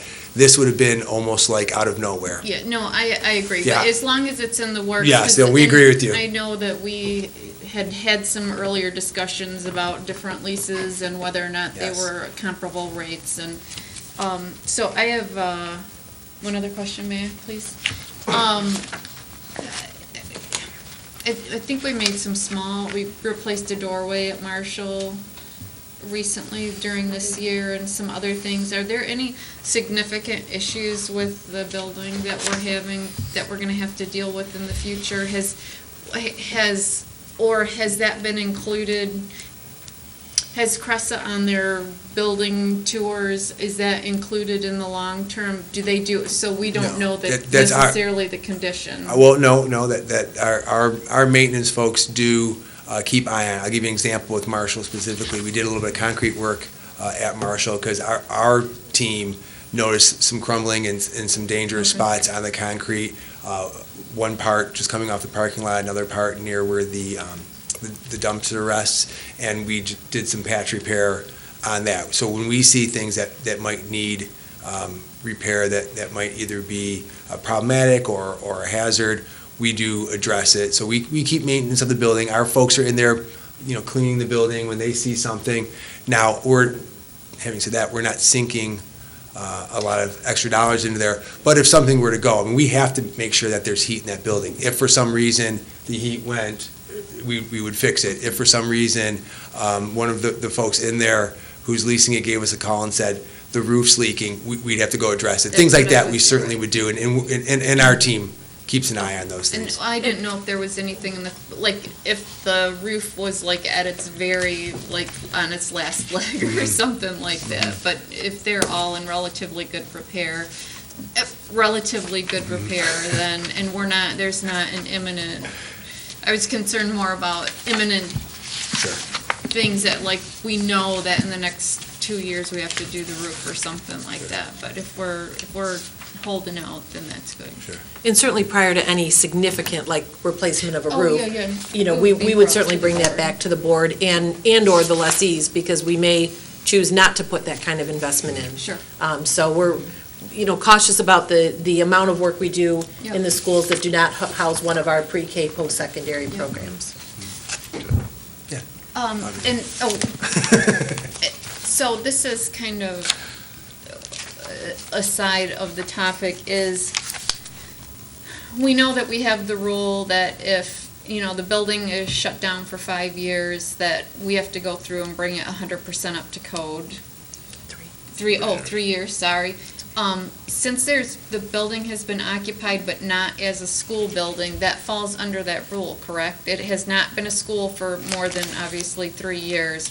So in order to bring that building up to a usage point, it would have to be completely brought up to code under that 3-year rule, correct? If we were going to use it for our K-12 program? Yes. Yes. Okay.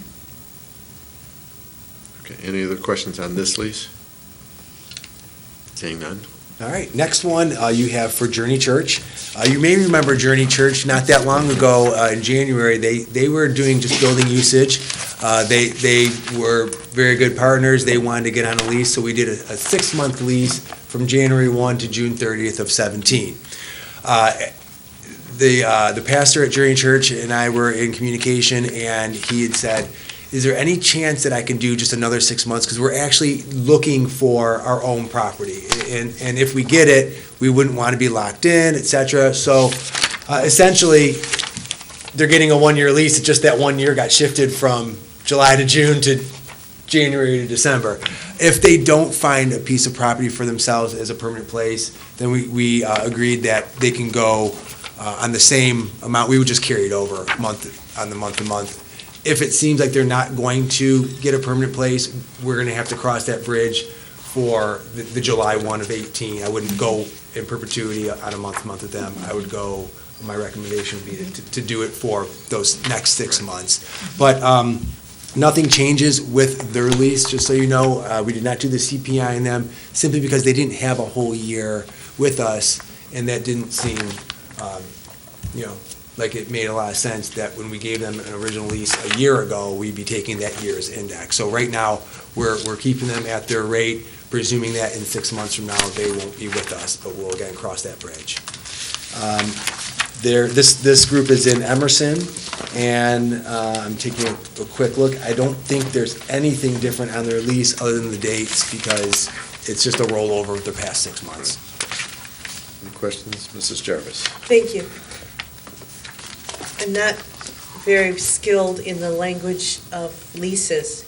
However, I am curious to know if there's anything in here which specifies only on Sundays. From what I see, they're renting the cafeteria, the stage, the music room, the band room for 6 months, from July 1st through December 31st. Is there anything in here to prohibit them from deciding they want midweek services as well? We have, give me a second here.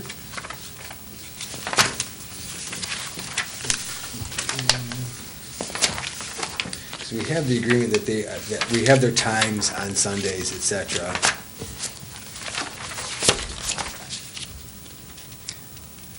Let me review where we have our specified calendar, because everybody has a specified calendar, even the ones that are there during the week, et cetera.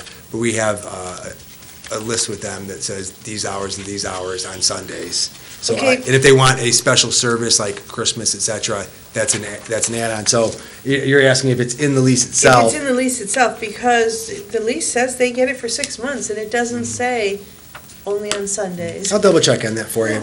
Well, you could say that for the preschool, they could come in Yeah. on the weekends. Yep. Right, and they probably could. Yeah. But they must But it have wouldn't another interrupt sheet our that they- classes. Let me check, I don't want to speak as a lawyer, so I want Right. to check, because all of these have, all of these didn't come from, Yeah, they don't all from me leases or on that. from even Lisa, they came from a vetted lease, so I'll double check and get you the answer. Most of these other leases are not for buildings that are being used weekly for classes, but Riley is, and Emerson is, and the only conflict would be with the churches, because on the weekends, that's fine, and they put it on the calendar, but what is to say that they couldn't call up and say, well, since we're leasing this for the whole week, we'd like to use it on Tuesdays and Thursdays as well. Well, the amount that they pay is for those few hours, so, but I'll I'm just check thinking on it of for the you. language. I'll check for you. Is there, maybe there's an addendum with the calendar that just wasn't copied with our, because you said every lease has a calendar Yeah. included. Well, we keep a calendar knowing district-wide calendar. when they want it, so. Yeah, I'll just get, Oh, not with, okay. Yeah, I I'll just get back to you. misunderstood. Okay. I'll check with, if I have to, with the attorney and see how, how that matches up.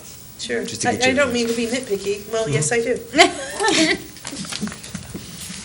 Okay, anything else on that lease? Seeing none? So they have Yes. the consent agenda?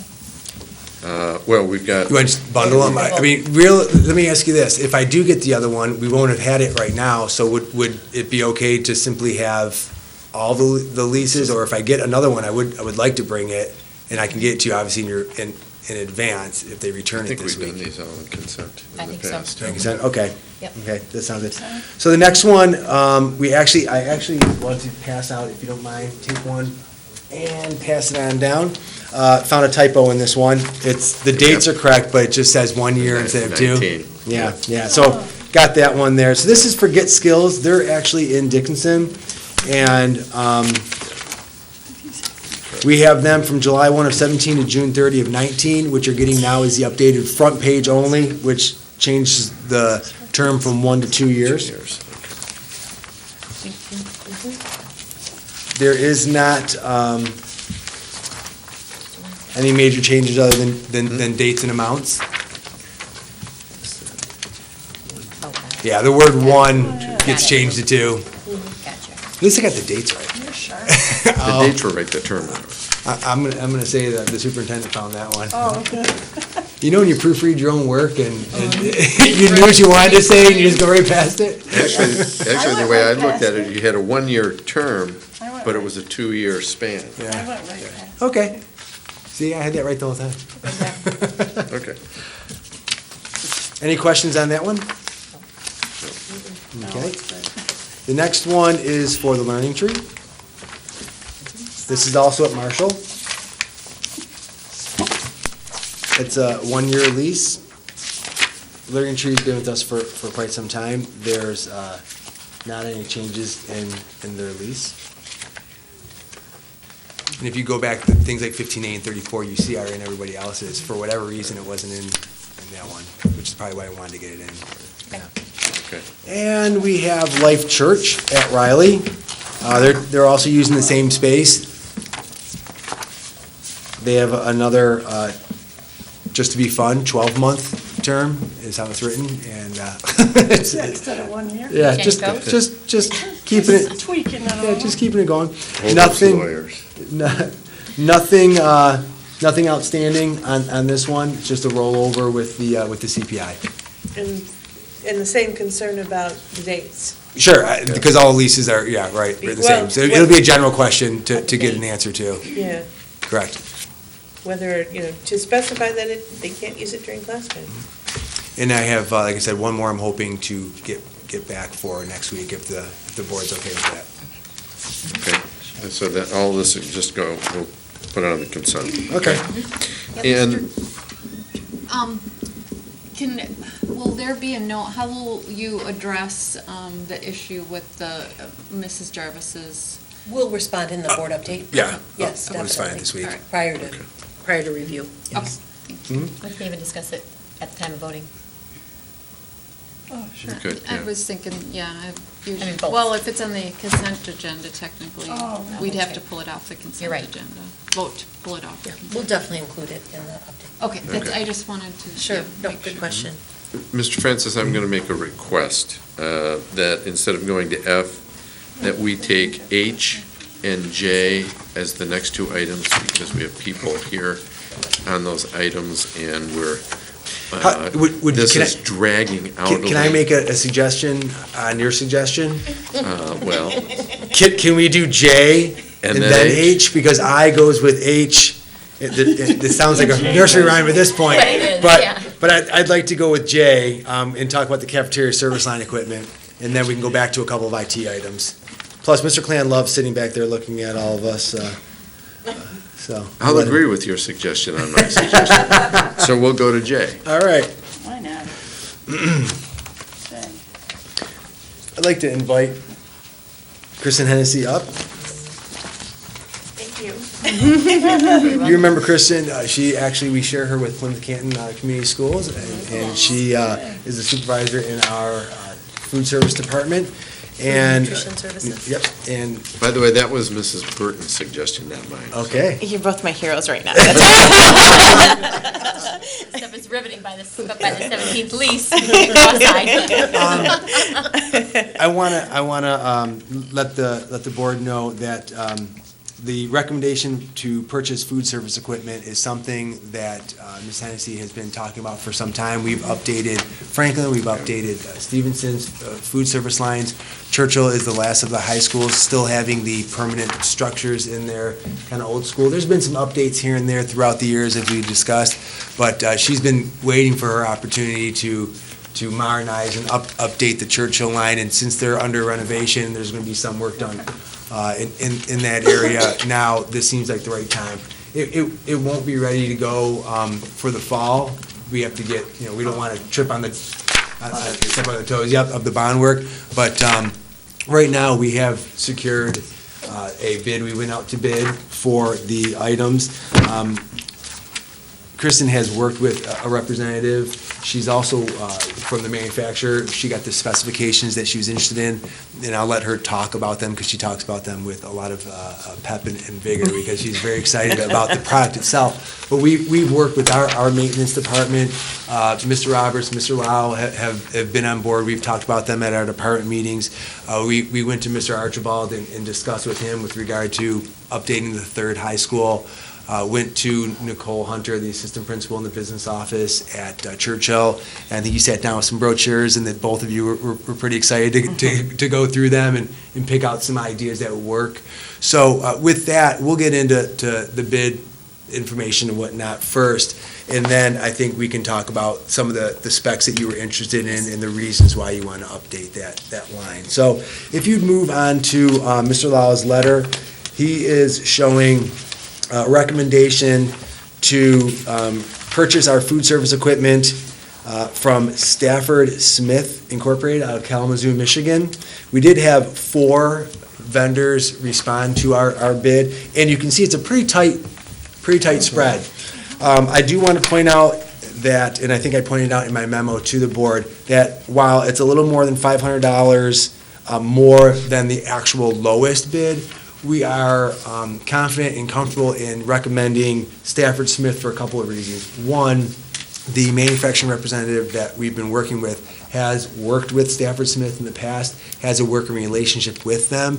And 2, they are a Michigan-based company, whereas low bidder is actually out of, that actually should be a Y. It's New York. That's an NV I just noticed, and I didn't know why, but out of New York.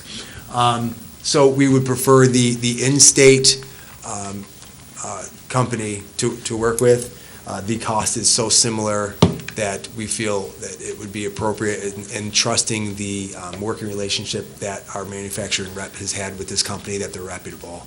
It would be our recommendation. So with that, I would like to give you the opportunity to talk a little bit about what we're doing, why we're doing it, and how we are improving the food service line over at Churchill. Sure, thank you.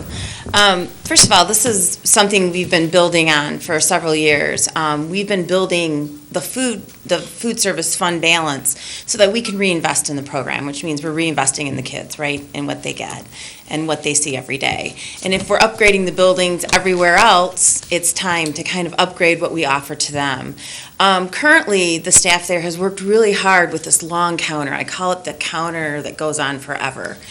And it's kind of like the line. We're on one side and they're on the other. And that interaction for student service and customer service really kind of doesn't work as well as it should. So by bringing in these new lines, they're mobile, which means it's easy to clean. I had to think about my operation side. And also, it just really updates us and goes with what you're doing in the rest of the building. It really ties in. I know Ms. Hunter and I, we were both pretty giddy and excited. She goes, I can't believe you're coming to me and you're offering this, and this is an opportunity. And I said, I've been waiting for the right opportunity to do this. It's still like a food court, where they'll go up to each line, which even though we do that now, again, that big long counter really kind of doesn't give that same vibe for our students and what we have to offer for them. And I think it's time to do that for Churchill. Gradually, the other 2 high schools, we've replaced lines and we've replaced service equipment, and they've just kind of hung on. So I'm looking forward to it. There'll be lighting, there'll be a lot of self-serve. Yes, it'll all still be able to be locked down for when that room is used for other things that go, other events. And yeah, and the staff is looking forward to it too. Like I said, they've worked really hard. We've taken your program where things were just dropped off and served to really where we're cooking and we're serving and we're doing customized features, like I said, like a food court. So he knows I get pretty excited about it when we can update and you have the opportunity. The great news again is it doesn't affect the general fund at all or anything like that. This is something that we've worked hard to build up so that we could, again, reinvest back into the program. So just to clarify again, this isn't bond, this isn't our general fund, this is coming from the food service. They have a surplus in their regular budget, which they've worked on. They are self-sufficient, self-sustaining department, and they do actually need to spend down that fund budget, or the state of Michigan is going to say, why are you carrying so much? Well, she's carrying extra because you've been trying to, yes, she's been trying to save up to exchange this line. She's built into her 17-18 budget, not only this purchase, but also a little bit more for any electrical work that our team might need to do to hook them up to the power over at Churchill. So we're prepared to pay for this out of the department's surplus right now, and it probably, we're aiming for more of a mid-year, like maybe over the winter break. So you have to join us for lunch when we have a grand opening in January. Sounds great. Any questions? Questions, comments? Sounds Seeing none. exciting. It'll be a welcome addition, Yeah. especially with all the other renovation going on there. It's It'll pretty be exciting. a nice finishing touch in Yes. there. School This will be a colors and regular everything. agenda? Awesome. Regular agenda. Regular agenda? Monday, Yeah, yes. definitely. All right, well, thank you. Great. Thank you, Have a good Christine. evening, Christine. Thank Have a you. good Thanks for night. hanging in there with us. It's always interesting. Okay, so now we're back to H. We're gonna go to H? Yes. H and then I? Let me find my H here.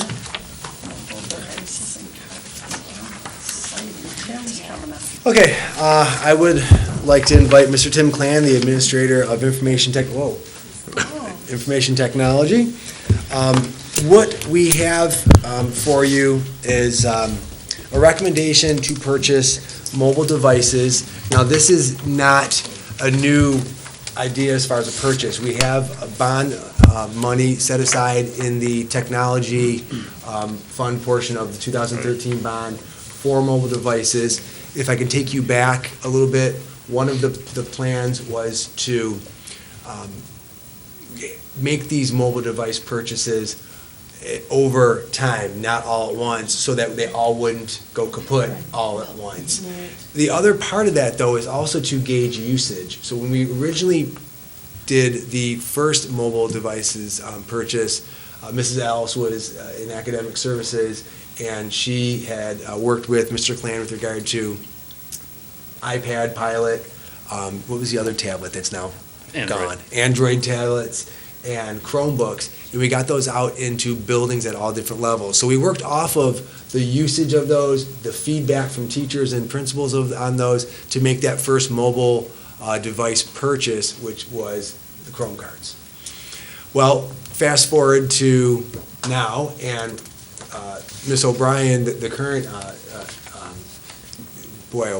Chief Academic Officer, is she actually went through with a survey of the buildings, asking, what do you like, what would you want, and just give me your feedback and input on so far how the mobile devices, i.e. the Chromebook cards, have been going.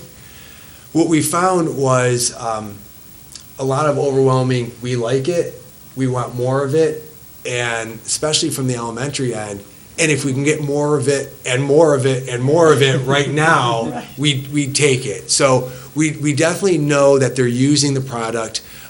There's actually a new Chromebook that Mr. Clan has actually brought to show. You're familiar with the traditional Chromebook. Looks like it's not a laptop, as we all know. It opens up as a mini laptop. It runs all the Google programs, our Gmail. We're a Gmail district. We're a Google district. It has the Drive, all of the Hangouts, etc. But the next version that we had bought in actually had the touch screen. The version I got at one point didn't even have the touch screen. The next version was the touch screen, so keypad or screen. The latest now that we're proposing to purchase, if you wouldn't mind, actually folds all the way over and becomes a tablet if you so wish to simply use it as a tablet, and of course it still opens up as a traditional Chromebook, so with the full keyboard. So you can do a little bit more functionality with it. I know that if for nothing else, those times when you think that it goes just a little further than it really does, this will save on that. So we'll pass that around. One of the ideas for the 17-18 school years is this recommendation. So to start off, just to give you a big picture, and I'll let Tim talk in a minute to kind of fill in the holes here, but big picture, we want to take the amount of purchases that we did in the last round and do that again. We did a 4-to-1 ratio? Well, 1 to 4. 1 to 4 ratio of Chromebook to students on the last go-around. So Mr. Clan did the same thing, did a 1 to 4 ratio of Chromebooks to students. So that would actually get us to a 1 to 2, theoretically speaking. And what we're doing with regard to the building closures and combinations is we're actually going to backfill some of those buildings with the carts that were in a closed building. For example, knowing that Randolph and how many carts they received in the first round, they're going to, based on population, get double that this round. But that doesn't make up for the fact that now they have this many kids, but they only had half as many carts the first go round. So they got 2 carts the first go round, they're due for 4, we're gonna get them a couple more carts out of Garfield to make sure that they are whole with regard to the student ratio in totality. And we're doing that in each of the buildings, looking through the ratios. So that's one piece. To address the idea of we want more and we want them now, we can put them to use. At this point in time, we're looking at an elementary school, really 2 classrooms sharing a cart, which is a pretty good ratio. Ms. O'Brien is interested, because of her conversations and feedback from kindergarten classrooms, in checking out an iPad. The kindergartners, the teachers are more interested in less keyboard, more touchscreen. We want to get this in their hands now and say, try it. And if you still think an iPad might be better, then we can address that partway through the school year, potentially to bring back another recommendation to the board to get those into the kindergartners' hands, if this doesn't suffice for them. But instead of jumping out on it right now and buying them, we're saying what we're bringing you is something a little bit different. It might work. We'll get your feedback and see if it does or if it doesn't, and we'll go from there.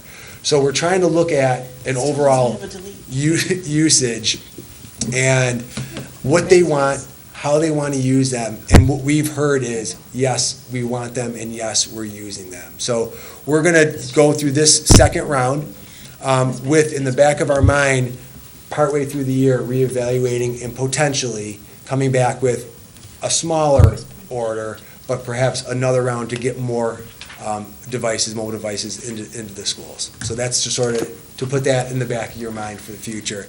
One more piece was that Mrs. O'Brien has been talking to the elementary teachers about doing data collection, and in an effort to help that, we're looking to purchase some extra devices in this round, not necessarily for, it's for the teacher, but it's for the task that we're asking them to do. You can't wheel up your desktop over to the kidney table or the round table where the students are working, where you're trying to collect data. So we're looking to order extra Chromebooks to get them in the hands of some of those elementary teachers, the classroom teachers, that we're asking them to please do this. And then we're saying, if we're asking you to do this, we want to equip you to be able to do this in a logical and convenient manner. So we're going to order a few extra Chromebooks. And by a few, I think it was 30, is that right, Tim?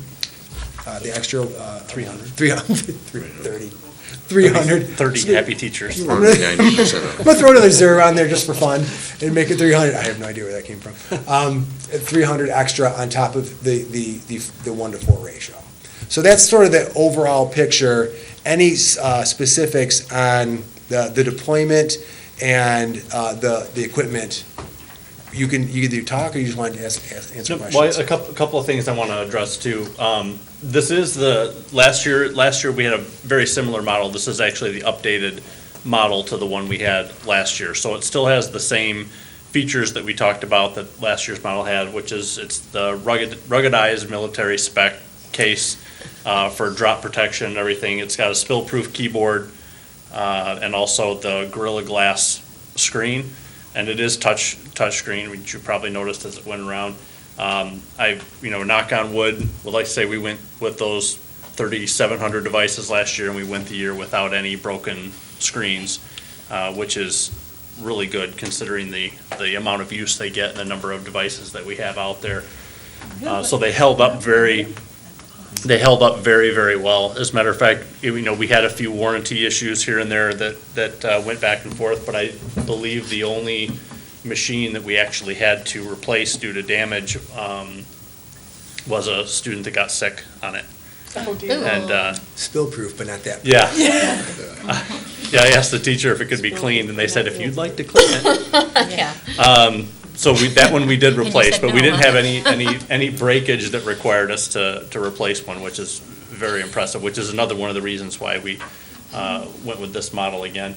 Also, the reversible feature of it that allows it to fold back like that and be used as a tablet, so you can get a pop-up keyboard just like a typical tablet would have. And Google is still saying that by the end of 2017, that the Android App Store, the Google Play Store for Android apps, will be available on Chrome devices, which means any apps that are out there that the teachers, even the K12s or whatever, that are liking the apps that are available on the iPads, those apps should also then be available for the Chrome devices, which when you turn it in and flip it, be able, reverse it and be able to use it as a tablet, means that students could technically use it just like they could use an iPad with the apps. And this is on their list of devices that are planned to be compatible with that. So, We see a lot of usage from not just listening to what the teachers and administrators are saying, but also Tim can run some data and some stats on logins, et cetera. And we pulled that up a couple of times, and they're being logged into. Now, you have to remember, at any given time, there may not, one class might be logged in for a little while and then off. But I think we were running 25 to 30% at any given time being logged in, meaning that they're all actually being used. It's just a matter of you had logged in and then logged out and then someone else, because we're sharing them with that 4-to-1 ratio currently. no. And at the same, when we run the reports about usage, and I get notifications of devices that haven't logged in for a period of time, and I think when we ran that report, It was like it next was to nothing. almost, there was very, very low, if any, that weren't getting used within a 7-day period. Yeah, or that was the whatever, one that which was really telling, is because you might say, well, geez, there seems to be a whole, a whole set of them somewhere that hasn't been logged in months, and that's not what we're finding. We're finding they're all being logged into. Very good. Any questions? Covered them all. I think that's wonderful. Phil, I have one question. Once this purchase is made, where will our bond technology fund stand? So we actually, Pardon me? here in case we have a Oh. question on that. Want to come on over real quick? Surprise. This is the audience participation point of our meeting. We like to get everybody involved here. Rob Gregory, you're familiar with, and we actually just, we're in a very good spot, and we have the plan for the mobile devices. I know Tim and I have spoken, and we know that we have multiple rounds that we still have yet to come, and we have the dollars for them because we've done quite well on the first round and the second round, which I haven't even talked about the amount with you yet. But where are we on the budget, the planned budget on the mobile devices? For the mobile devices, this would be like 2/3. Oh, doing good. Okay, so we're doing At good the on end of this that. purchase, you'd have 1/3 of it remaining. Yeah. Would be about. Oh, good. Maybe I think it was- and a little bit more maybe than a that, little I more. believe, because I think we were looking at, getting at least the 3 and possibly a 4th. Fourth, yeah. It is in the very near future possible that we wouldn't be, I don't want to say a one-to-one district, because we don't hand a student a device, but the ratio of existing mobile devices to students would be at Pretty a one-to-one, very close to a one-to-one, if not Okay, actually great. one-to-one, based upon how many we could have a planned purchase for. The budget for the mobile devices was very generous. Mrs. We Frank. we anticipated, or estimated, I believe, when they budgeted for that, a higher volume or a higher dollar amount per device, because they were basing it on what if we went with the more expensive type device. So the fact that we've gone with the Chromebooks, which have been less expensive, has given us a little more breathing room. I want you to, I don't want to steal your thunder on the carts. You can steal it. No, it's a cool cart. I want you to.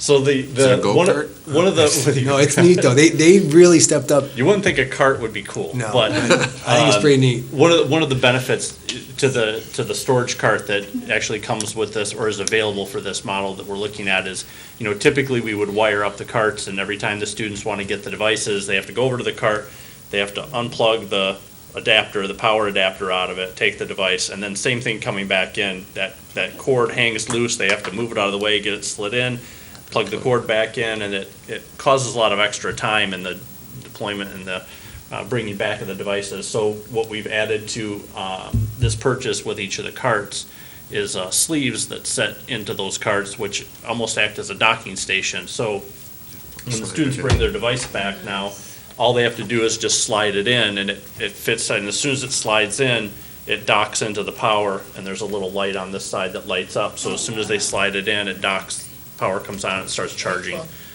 So no more of the cords dangling down and having to plug and unplug devices, which was one of the things that teachers had mentioned, that whole taking them out of the cart, putting them back is a It's tough on transition time. It's a time-consuming process, and this will help save a little teaching time in the classroom.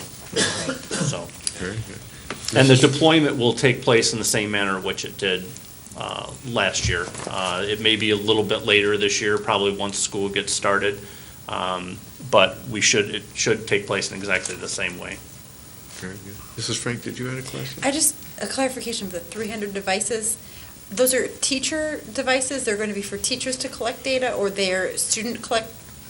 Those 300 extra devices, I just wasn't clear exactly what they For are. elementary teachers, because we're asking them to do data collection, and we do give teachers a desktop, Right. but that it would be unreasonable because of the way the students are working in groups, then they can bring their Chromebook over.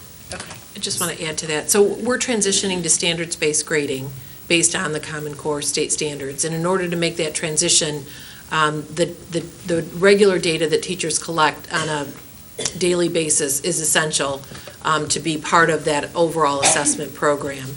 And so we are asking teachers to make a significant shift at the elementary level to standards-based grading, which also will go with the report card we've been piloting. And so as they make that shift, the data that they're collecting allows us to have more ready access to information on each of our students, as well as to be able to mark them based on the standards on the card. And so one of the things that has come as part of that training on the standards-based grading based on our priority standards is a desire to have access to be able to, rather than put the data on a piece of paper and collect it, then you go and at some point later in the day or evening, you enter that data. You can do that really in real time, and then be able to upload that data as part of our assessment program. So it won't be that this is assigned to Mrs. Bonifield, but there will be those additional devices available within the school for staff to utilize for that purpose. Got it. So many will go to each school, not like Correct. each teacher will get Right. one. Correct. And so with this recommendation, we're looking for 4,000 Chromebooks and 100 carts from Presidio, and that totals out to be $1,407,100. And again, this was the second in our planned mobile devices purchase. Any other questions? Seeing none, this will go on regular as well. Thank you. All right, now you want to go to I, Mr. Fan? Yes, sir. There's no I in team. There's an M and an E. All right. So, that just came out. Keep it in here. We have a recommendation to purchase bus surveillance cameras. So we've spoken to the group, and we did an IT update earlier in the school year. Mr. Clam was in, and we were discussing how one of the items that we've used from the bond budget and the technology and safety and security, actually, specifically, were the bus cameras. On our larger buses, we have a 3-camera system, and on the smaller buses, we have a 2-camera system. Well, this recommended purchase in the amount of $99,820.68 is to outfit the remainder of our bus fleet. So if you would take a look at there's a Barton Mallow and a Plant Moran. The Barton Mallow letter is from Mr. Greger, sitting to my left, and the Plant Moran recommendation letter is from Mr. Matt Lindner from Plant Moran Cressa. You can see the breakdown. Both of them have it in there pretty simply stated. We're looking at 18 3-camera systems, and that would be $2,151.09 each, and 34 additional 2-camera systems at $1,797.09 each, to total us out at $99,820.68. This would outfit the remainder, as I said, of our fleet.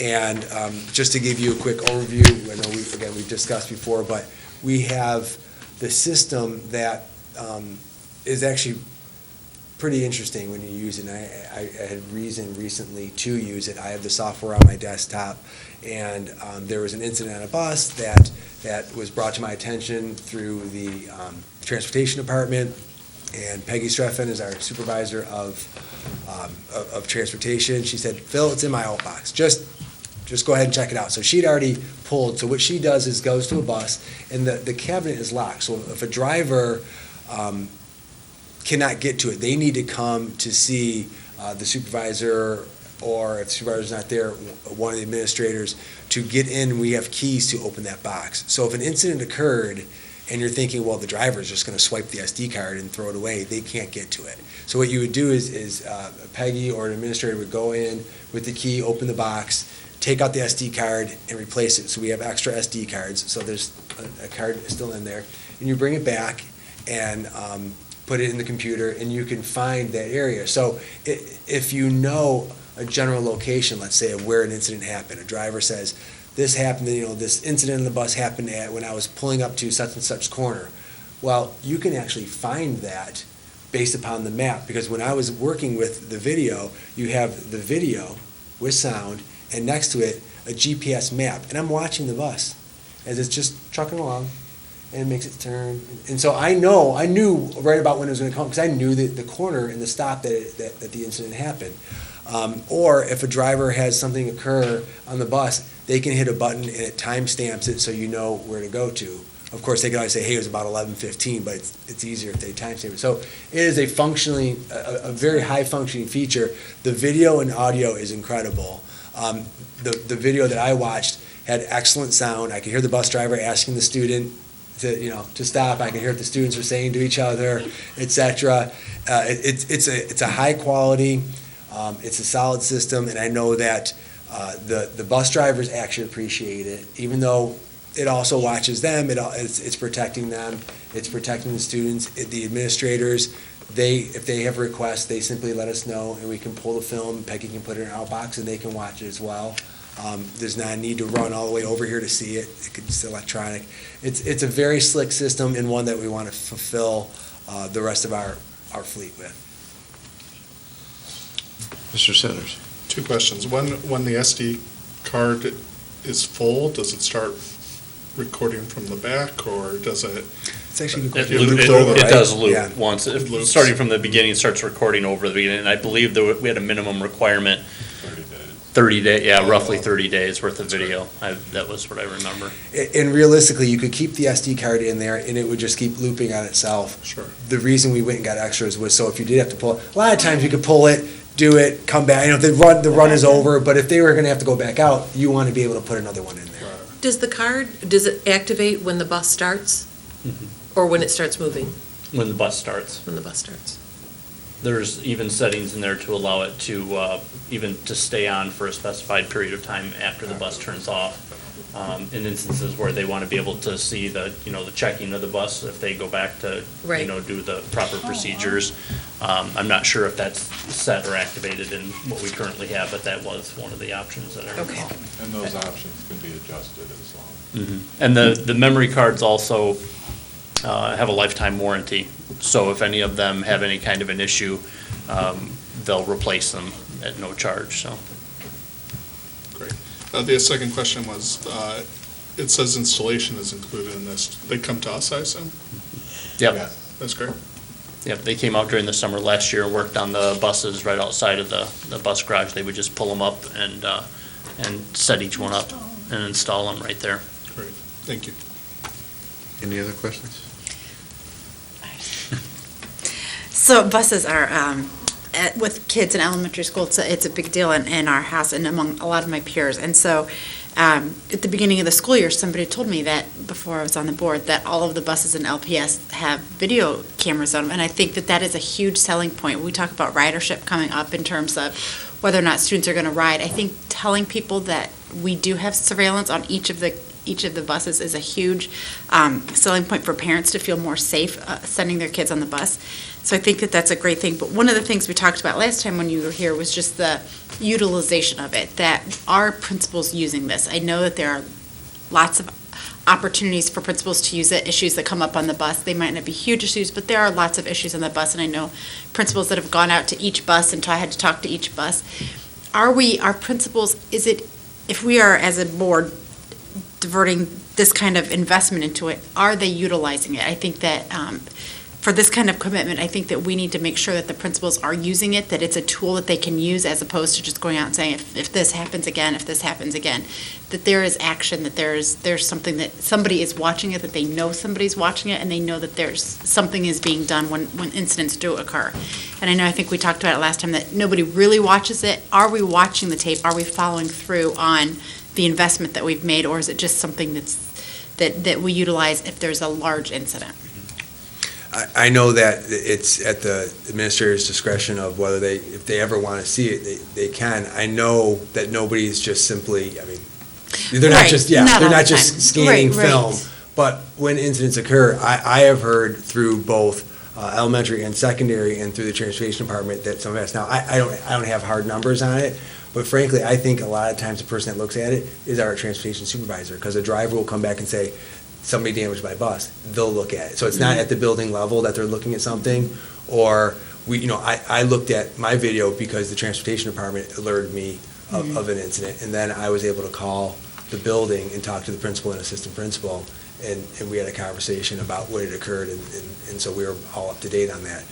I frankly don't have a hard number on who is and who isn't, but I know that from what I'm hearing, when people do use it, they're saying it was invaluable to make sure they got the full story. Right, right. And I don't know what type of incidents you're talking about that might be happening, but if that were identified as an incident, there is an event button where the driver could, hit that button should that occurrence happen again Right, in the future. right. That would be a way to monitor that. Right. I guess maybe my question is more on the principal side. Are they trained that they know that this is available, that they can use it, that they can call transportation, that they can, that most of our buses are utilizing these type of video? Yeah, they know it's there, and I think it's worth, and I could talk to Mr. Archibald and Mrs. Scott at their meetings, and Dr. Terrell as well, that when we come back in the fall to remind, we do have these, our buses are outfitted with them when this comes in, and we do get them installed. All of our buses will be outfitted with them. So it's worth reminding them, but Right. they do know that it's on there, it's been discussed, and frankly, I've personally talked to a couple principals because we've used it together. Right. I just think it's as a great, Access the bus video footage. We send an email communication when we have a general process, and they need to at the time, you let either me, Mr. Francis, or Mrs. Streffen know with the date, time, and a rough time, and we would secure the footage. Okay. They can't do it from their computer. No, we have, somebody has to go get the card. They just have to ask. right. It's not real difficult to use the video. If you were to just send it through, like the multimedia player, you would lose audio, so you really do, I guess, unless you just need video, but Right. you would want to use the actual software, but we can put that software on anybody's machine. Yeah, I think that would be helpful, and one of the things too is now that they're going to be on all of the buses, so some may have never had access because the buses servicing that particular school did not have the cameras. So I think it's an even more important point now, when we know that all of the buses are equipped, that if there is a regular issue, even if it's a low-level issue Right. that happens on a daily basis, or that we're hearing about on a daily basis, to be able to go back and view some footage from that particular run or that particular bus would be something that would be helpful. And now that we have it on all, it would make more sense to be able to put folks through that. So if we could look into Yeah, and I think that's getting the something- software piece on the principal's computers, and then providing them some in-service on how And to I think do that's that. a good thing when we come back in the fall, we have the team back together and can say, remember, we have this, and oh, by the way, we've got them all now, so. And typically, by the time they get it, it's been pulled already, the section that they need. So really, the software is just a viewer or a player that's put on their machine, and that way they can open it up and watch it Right, on their and I don't machine even and know get if they audio. need to watch it, just to have access that they can, you can pull, whoever can pull it. I don't know that they need to be the ones to watch it, but just that, there is an option out there that they can see exactly what happened, because I know that there's a lot of kids on a bus, and a bus driver's trying to watch the road, so it's just a lot of stuff going on, so. Mrs. Penfield, did you have a question? Actually, I had a comment, and maybe more for Mrs. Oquist, is, have we done an article in the dialogue? I'm actually leapfrogging off from what Mrs. Frank was talking about improving ridership, is that if we can, maybe talk in the dialogue about the buses having surveillance, and I know we get a letter every year or a notification that for the kids to sign up for bus service, and I don't know if that it would be possible to include that somewhere in Right. that communication, so that when parents are, okay, I need to make that choice, right? Right. And sign the paper that there's some additional assurance that, that there's, the kids are being, monitored on the bus. Just to, we talked about increasing the, ridership. Yeah, when Mrs. Frank mentioned that, I made note to make sure that we include that in an opening article. We included it in very general sense when we talked about the bond issue and improvements, but I think now it's a bigger selling point to say they're equipped on every bus. I do know that we added verbiage, really not necessarily from that vantage point, but from the notification vantage point, on information that goes to our bus riders that there are video cameras and videotaping does take place on our buses. So really, that was more of a notification to say students are being taped, what's happening on the bus is being taped. So that notification does go out to students who receive transportation. But I think it's a great point to put out, just as another feature, just as we have the secure vestibules, to be able to add information about the bus cameras, to me, just continues to let the community know that safety and security are one of our highest priorities. So, yeah, great suggestion. Are Mrs. the Bradford. cameras, thank you, are the cameras visible, like, do the older kids know that the cameras are on? It's a bubble, right? Obviously, that would be something. It's very similar That's to. really important, because if you're a middle school or a high school student, we all know sometimes those buses, there are different incidences that happen. I think it's important to know that, the kids know that, hey, there's taping, and, It's not a full camera, I mean, it's a bubble. yeah, just a little bubble, but I mean, the kids would be able to see that that's a camera. Yeah. Okay, Looks very similar to what you see in the schools, Okay. as far as those A dark cameras image. go. I think it's dark yeah, a little dark dome. bubble. Okay. I'm not sure, but there isn't something on the doors at this stage of the game that says you're being recorded when you're on the Okay, bus. oh, that would be helpful too. Okay. If there are no other questions, I've got a couple. The video itself, Phil, you've actually seen the video? Yes. Is that right? Yes.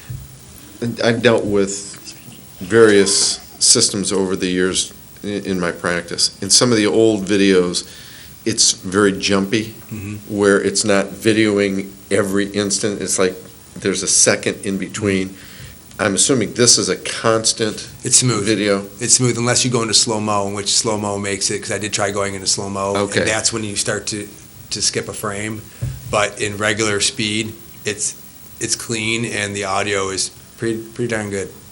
Okay. And you can zoom off of what you have. So, you know how normally if you have a camera and you'd want to zoom the camera in, well, if you zoom just off the regular feed, it's a high enough quality that you can zoom pretty well and not pixelate. Does this have any real-time capability to watch, or is it just strictly video? No, because you got to pull it. Just recorded. You just right. got to record it. Yeah. And once you're 30 or whatever days, does the length of it determine the amount of it, or does the amount of activity that goes on determine the length of that Yes. SD card? Yes, so when we estimated, we got information from the bus supervisor, roughly how long are these buses running on a daily basis? And that's what we used to try to calculate the 30 days. It was based on what an average bus would be running in a day. So it's, when the bus is running, it's recording, as an example of a bus, we're running twice as many hours a day as any other bus, it might be 15 or 20 days. Right. But on average, the time that we have, that the buses run on a daily basis is 30, we get about 30 days of storage on that card.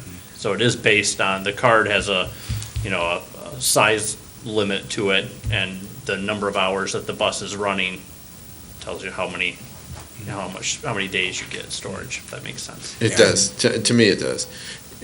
And once you hit that limit, does it begin to write over again on that SD card? Does it reformat the entire SD card, or No. does it, as it goes along, it does it? Right, it starts recording over what was on the card from the beginning. So it would take the oldest information at that point and start writing over it, leaving the existing information in place. Okay, so you could technically have a little bit longer then the 30 days. Go back to Actually, Texas. from the time an incident occurs, it may be 30 days until it gets rewritten over. Right. And once that is rewritten over, it's gone forever, right? Yes, this has. So unless, so let's just say an incident occurs, and it's not reported for 30, let's say 35, 40 days, or any, where the bus maybe runs twice as much, 16 days.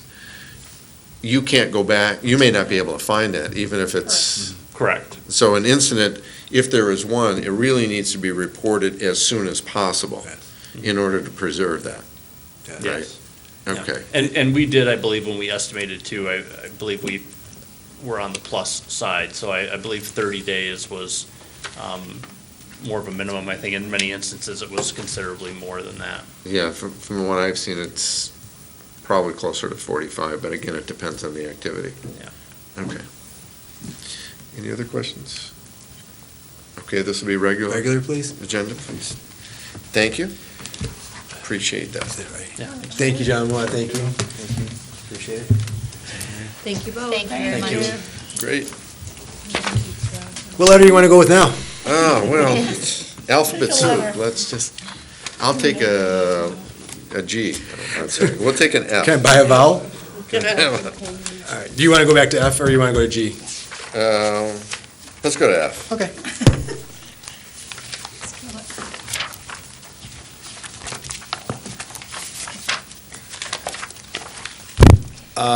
All right, so we've had conversations about the Bryant property and St. Mary's Antioch Church, their request to purchase some of the property to the east of them. I gotta think about which way I'm going. So we in our past discussions, we had conversations about that offer. We decided to pursue it with the intention of saying, it would be something that we didn't initiate, but we would certainly listen to. So in those discussions, our attorney from Clark Hill has been with us and revised an offer to purchase that we have given to the St. Mary's Antioch Church. Their representatives met with Dana Abrams and myself. The four of us sat down and went through the document. We agreed to some minor changes, mostly in amount of time between due diligence, et cetera. So ultimately, we are at a point where we've come to an agreement between administration and St. Mary's Antioch Church with regard to the sale of the property. So we made sure that one of the items that the board was desirous of, which means that there would not be a K-12, neither public nor private, complex or program run on that property. They did agree to that. They understood that completely and said, not a problem. We have no intention of that. And just in case of any future representatives of St. Mary's were interested in down the road, we actually have that written right into the offer to purchase as an automatic reverter. We would give them an opportunity to, I guess, fix the situation, a cure period. We would notify them and say, we hear that you're registering kindergartners. They would have a certain number of days to, quote unquote, cure that. And if not, then it would automatically revert back. I just want to step in for a minute. It's just non-public and private. Correct. It's not public. You'd mentioned public and private. I'm sorry. We can't I'm sorry. state that they can't build for public, but they cannot utilize that land for non-public or private K-12 use. I Just wanted to clarify that. I missed the non, my apologies. That's okay. So the offer was for $180,000, and it is strictly the land directly behind to the east of the property, going to the end of that property. There's that subdivision behind them. It does not encroach to the south from the main fence line that they already own. Their property line would just simply extend all the way back to the east. It is essentially a rectangle. If you take a look at this was better in color because it was actually, it was actually lit. But you can see all the way to the left, the finishing rectangle of that moving to the east. That is the parcel that they're interested in. It's about 6.14 plus or minus is what we generally say with regard to acreage. And I know that you've had an opportunity to review the offer to purchase that has been signed again by the representatives of St. Mary's. So at this point, we can discuss, I can help answer questions, and at this point in time, the ball is essentially in the board's court. So they have agreed on their end. It went through their church council process. Their council discussed, reviewed, and voted in favor, and their council president has signed. So now it's, like I said, the ball is in the board's court. Questions? President Burton. Looking on page 4, item C,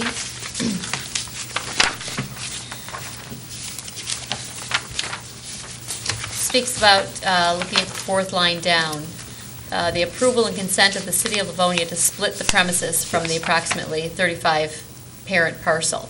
Has that approval been given? No, there's been no move in that. We have not agreed to sell. Okay, sell. that doesn't happen until after we Correct. take action. The clock will start Got it. ticking.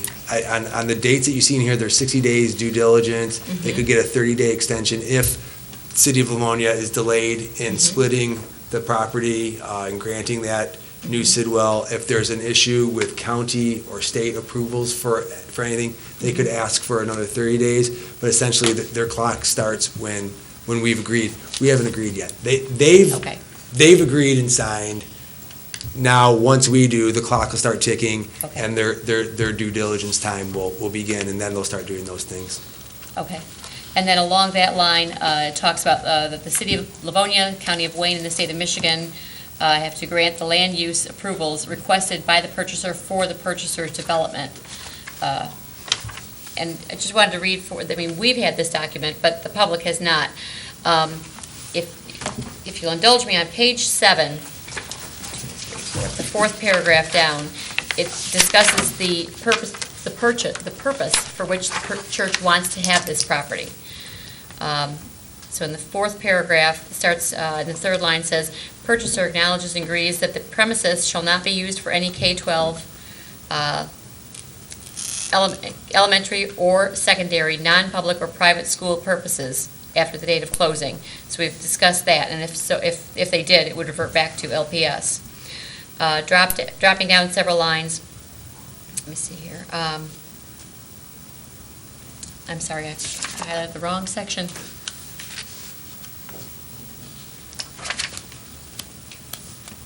Oh, I'm sorry, it is later in that section. It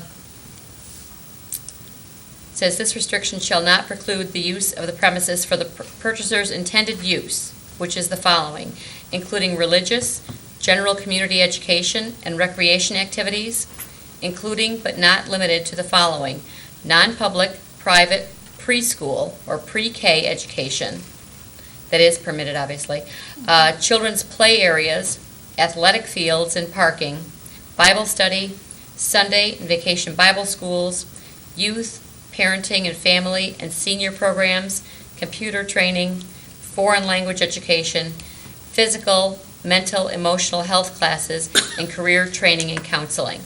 Those are the stated purposes for which the church would like to purchase this property. So I know I've been asked by a few folks, who have understood that this is going on, what's happening, what's the church doing with it. These are the legal stated purposes that the church wants the property and can use the property and is intending to do so. Just wanted that known. Yeah, the discussions that they've had for intention would be for things like senior center, they've talked about athletic fields, a ball diamond if it fits in the back, things like that. Yep. And then also the reason that I was in favor of the previous purchase and the reason I don't have a problem with this one is that that land that they're wanting aligns completely with their church. It just basically takes their church property, for those of you who don't have a map, and goes straight back further into the back of the property. But it still leaves the remainder of that Bryant property that LPS would continue to own. And it would still, that remaining portion is still large enough for an elementary school if we ever chose to use it, or a middle school, I believe. And yet, whether or not we sold or did not sell this existing, or this remaining piece, it still would not be large enough for a high school. So basically, whether or not we sell this piece of land or we don't sell this piece of land, it doesn't change what we can or cannot, as a school district, do with that size piece of land. So if we can sell this piece that LPS does not have purpose for, it doesn't hinder us now or in the future. It benefits the church, benefits the community, and brings some money into our LPS funds. I think it's a good idea. And President Burton, you're correct that we will have remaining just over 29 acres of land on that piece of property. It's still a significant piece of property, and as Mr. Francis mentioned, I believe either in study session or committee when we first brought this to you, that there was a clear delineation with regard to that property line continuing on from where it is currently and not expanding into that additional rectangular portion, which is the bulk of the land that is owned by the district. That will all remain intact. Any other questions or comments? I just want to mention, St. Mary's has been a valuable partner to us in many, many ways. So one of the things that our schools have benefited greatly is the generous, use of their current facilities for many of our special events, our professional development training. And I just wanted to acknowledge that they are, Father George and his entire staff over there just have been outstanding partners to Livonia Public Schools and are valued members of the community for all of us. All right. If there are no other questions, then this will go on regular. Thank you. Okay. Let's see, we have G and K. All right, we'll go to G. All right. Utilization of Cass Elementary. I'm going to ask Mr. Archibald to come up and join me. This was not, this is simply an update and discussion or opportunity to ask and answer questions. There wasn't anything to vote on next week. So we just wanted to update the board on the work we've been doing regarding the utilization of Cass Elementary. As we've discussed in the past, that we are working in conjunction with the Little Tots Child Care Program that's currently at Clay in order to finalize some details. Essentially, we've been over, either myself and or Mr. Harry Lau have been in the building 2 or 3 times with the folks from Little Tots when school isn't in, to walk and see what the necessary use is. We've had many email communications. We're just working to see how much space they do need, what rooms, how many rooms, what would be their needs within the building, those types of things. We're at a point where I think we just need to get the last details figured out. They had said, well, we need all of these rooms, and so then I said, well, that costs this much, and they said, okay, maybe we don't need all those rooms. So we're doing one of those things right now. We need this electrical. Well, we're not going to be able to put money into the building to do that type of electrical. But I think we're going to get there soon. The most recent was the previous Thursday. Mr. Lau met with them over at Cass to walk it one more time and look at some of the rooms. Look at usage. We're generally speaking in the large circle. If you're familiar with Cass, the large circle, the small circle, we're generally in the large circle. They need several rooms, but not all of them. But their hope is to grow the program and, in time, if they need it, ask to be able to rent additional rooms on an as-needed basis. So I'm very confident that we're going to come to an agreement. Currently, their lease is almost up with in Clay, but as we've discussed in the past, we're going to just do a prorated amount and get into August with them so they can have an opportunity to finish up their program, work the summer with the students, clear out their items. And then we'll bring back a lease for you to review and ask questions and hopefully approve. So, the other piece that I'm going to turn over to Mr. Archibald, the small circle, and some of the ideas for LPS programming. Thank you, Mr. Francis. You may recall we've talked during the building utilization work with respect to relocating the shared time and adult ed programs. And the considerations at the time were C Hall at Churchill High School. But we've also added in to that consideration and would like to move the shared time and adult ed programs to the smaller circle at Cass. The daytime activities would be the ESL classes as well as the shared time and adult ed office space and then also workspace for the shared time teachers. In the evening, again, it would house our ESL classes, our adult basic education classes, GED prep, high school completion, and credit recovery classes in the evenings. Some of the benefits of this, the configuration of the building at Cass is conducive to running multiple programs on a single physical space. The geographic location is more centrally located in the district than the current location, so with respect to folks coming from throughout the district to the program. It would allow us, currently we hold one adult ESL class at Taylor, and it would allow us to remove that program or that class and run it out of the Cass location.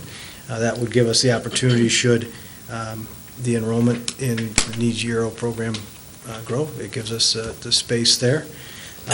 It should reduce our travel, the expense for travel for our shared time teachers, as the Cass location, again, they move to and from the parochial school in which they work and their home base periodically, and this is more centrally located to the parochial schools that we serve through the shared time program. So again, those are just some of the key reasons that support moving the shared time adult ed program to that facility. Right now, they're currently housed at the Western Wayne Skills Center. Perhaps that would have been a good place to start. Just to, the reserves retrospect. centrally located in the Sorry. access and things. Okay. Questions? So they're moving regardless. Correct. And so then they'll be able to go into, instead of trying to find a niche for them at the new skills center at Garfield, right? Which would not, They wouldn't, there there's not wouldn't be a space. space there. There wasn't We- space, so we absolutely have to relocate them. Correct. Okay. And we had really taken a serious look, as Mr. Archibald said, at Churchill, and had initially looked at that into the plans. And for the use and the access and the amount of time staff needs to go in and out, because the offices are located there, being able to move in and out of an elementary school to get your materials, to drop off, paperwork, to get things signed, et cetera, as opposed to parking going into and through a high school. Yeah. Even some of the efficiencies as far as that goes, as well as the folks who are accessing any of those programs. Certainly, we could have moved forward with that piece at Churchill, and they would have made that as part of the renovation work. This gives Churchill some additional flexibility. It also, if we're going to have that school open and utilized for a preschool and childcare lessee, then it would certainly make sense. That was really when we began to look at that more seriously. So rather than utilizing it only for one of our programs, which would require us to keep it open and running in utilities, if that's already happening, then it made even more sense to consider using the small circle as an increased efficiency for one of our own programs that we would have to house. So it's been a long time since I was at Cass. The kids had summer care there for a couple of years, but there's between the big and small circle, there's a hallway, and then is there? How do you is that is the hallway in between the circles, the entrance, so you can Yes, that's the people- lobby. Okay, so you don't necessarily have to have people go into the big circle to get into the little circle? No, it actually, That's what as makes I think it so Mr. Archibald was referencing when he mentioned the facility itself has two pretty distinct areas, and so being able to identify this section as Livonia Public Schools use and this section for use by LSE makes even, a little more sense than maybe some of our other locations. Steve, is there enough room in the small circle to house all the programs? Yes, Karen Ling and some of her staff have gone over there on multiple occasions. They certainly had a chance to assess the space that they would need when we were considering relocating it to Churchill. So then they went over there and they have looked at it and feel very comfortable with the amount of storage, the cabinetry and whatnot that exists in that space and the amount that they need. They are very comfortable that it will fit. President Byrd? One nice thing about moving these programs into this building is for the benefit of the neighborhood and the district. When we went through the whole process of the potential closure of both Garfield and Cass, one concern that came up from the neighborhood perspective and the districts both is it's not good to have a vacant building sitting there. And certainly if we can utilize that building, still have kids using it a lot of the time, they have the district use it, it's better than having a vacant building. And from, I know a correspondence with me, and I venture to say with every board member from the emails that I saw over the last 9 months or so, that was a consistent concern of the neighborhood, is what is, once it was evident that Cass was going to close as an elementary building, what is going to happen to that building? And we are very close to having a definitive answer now for the neighborhood, and I feel good about that.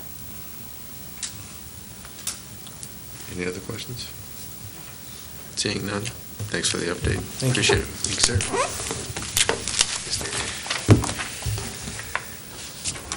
Okay.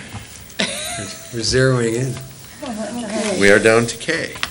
And K is actually, if I may, I'd like to, just because we don't have a study session, and this is going to be a new item, I don't want to sort of shoehorn it into this committee and then to the voting meeting. So we're going to use this sort of as a study session opportunity to bring up the topic. The maintenance fleet of vans are beyond end of life. Garage supervisor is trying to ground several of them. I will bring more details to the committee meeting in July for you, but we are looking to purchase as many as 5 vans to replace the maintenance vans that we currently have. It's something that both the maintenance folks and the garage mechanics are in agreement on, that it's time to start looking in this direction. Out of the maintenance budget is something that we would do. So if you don't mind, I'd like to get you some more information. We've already looked at like the consortium pricing for these and whatnot, but I'd like to just sort of give you the overview as we have it of, we're looking at some van replacements. I can come with numbers, I'll come with pictures for the committee in July, both of our current vans as well as a picture of what the new one would potentially be. We'll go from there. I saw this hand up first, Mrs. Do not President. ask me the color of the new one. Yeah. No. We resisted. 2 questions. How old are the vans? I don't have the I mean, year. roughly. I haven't dug in because this is going to be more of just like the overview of we're looking to replace them. I do know that they're old enough to have rusted holes through the bottom, Fred Flintstone style. So, Okay. but we'll get you in the packet for the committee, the detail on the current fleet, pricing on any new vehicles, so we can give you a better Then breakdown. my second question, will these be a brand-new purchase? They will not be Correct. used? Correct. Okay, thank you. Mr. Centers? do you I was have- just saying, I came with the numbers a few months ago of, I was driving behind one of the vans, and I was mildly horrified at the condition. Mildly Because you could literally see through the bumper because it was rusted out so badly. So yes, this is a very needed purchase. And again, I know folks who may be watching may feel we're not sharing a whole lot of detail with you. So normally at our study sessions, which are public meetings but not televised, we are generally giving the board a heads up that this is what's going to be coming. So if there's additional information that you're seeking in addition to what we would normally put together, this would be the time to let us know. So again, for our viewing public, when you tune into the July committee meeting, then we will, Mr. Francis will bring forward a detailed proposal to you for, with regard to budget, how many, age of the current fleet, how many remaining, et cetera, as he normally does. This is just one of those items where, because we did not have the June study session, we wanted to put this on your radar screen. And although we're very anxious to get them, it's a large purchase, and we didn't want to rush this through the process. So more information will be coming. If you have questions like that in the interim, though, please do not hesitate to send them along, and we'll make sure that all that information is included. I have a van, I can sell. And there, that's why she wanted to know. Yeah, and it's not just the year of it. I mean, they're older. Yeah. They put miles on them. They also take a beating from the salt, and and all those things. So I know Mr. Centers has just said that he's had first-hand eyewitness view of it. So. Mrs. Fowler.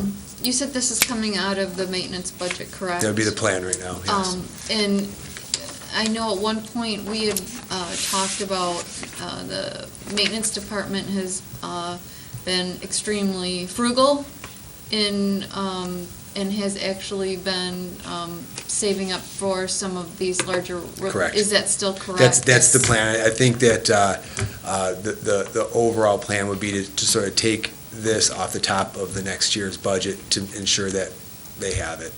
Okay. And that's for those reasons. They've been frugal, during this current, or I guess we're coming to the end of the current fiscal year, but during this past school year, we've brought purchases like the lift and the front loader and whatnot for the very same reason. Remember the scissor lift? Oh, yes. In great detail. Okay, yeah, there's no questions on that tonight. But and then we also had the plow truck, et cetera, so the same idea, but the idea of this one is just to do it right up front, so we can replace and get on the road. There's a little bit of lead time with it as well, so we wouldn't be able to turn around and get them right away. There's a little lead time on something like this, so we'll get the ball rolling over the summer. Any other questions? Seeing none, mercifully, we are at the end of building and site. Ooh, can we take a 7-inning stretch? I would agree with that. Just a few moments. Yep. Yes, the board has been going since 6 o'clock, even though we've only been at this meeting for a shorter period of time. We're going to take about a 5-minute recess to take care of some necessary things, and we'll be right back with you momentarily. For a recess. Thank you.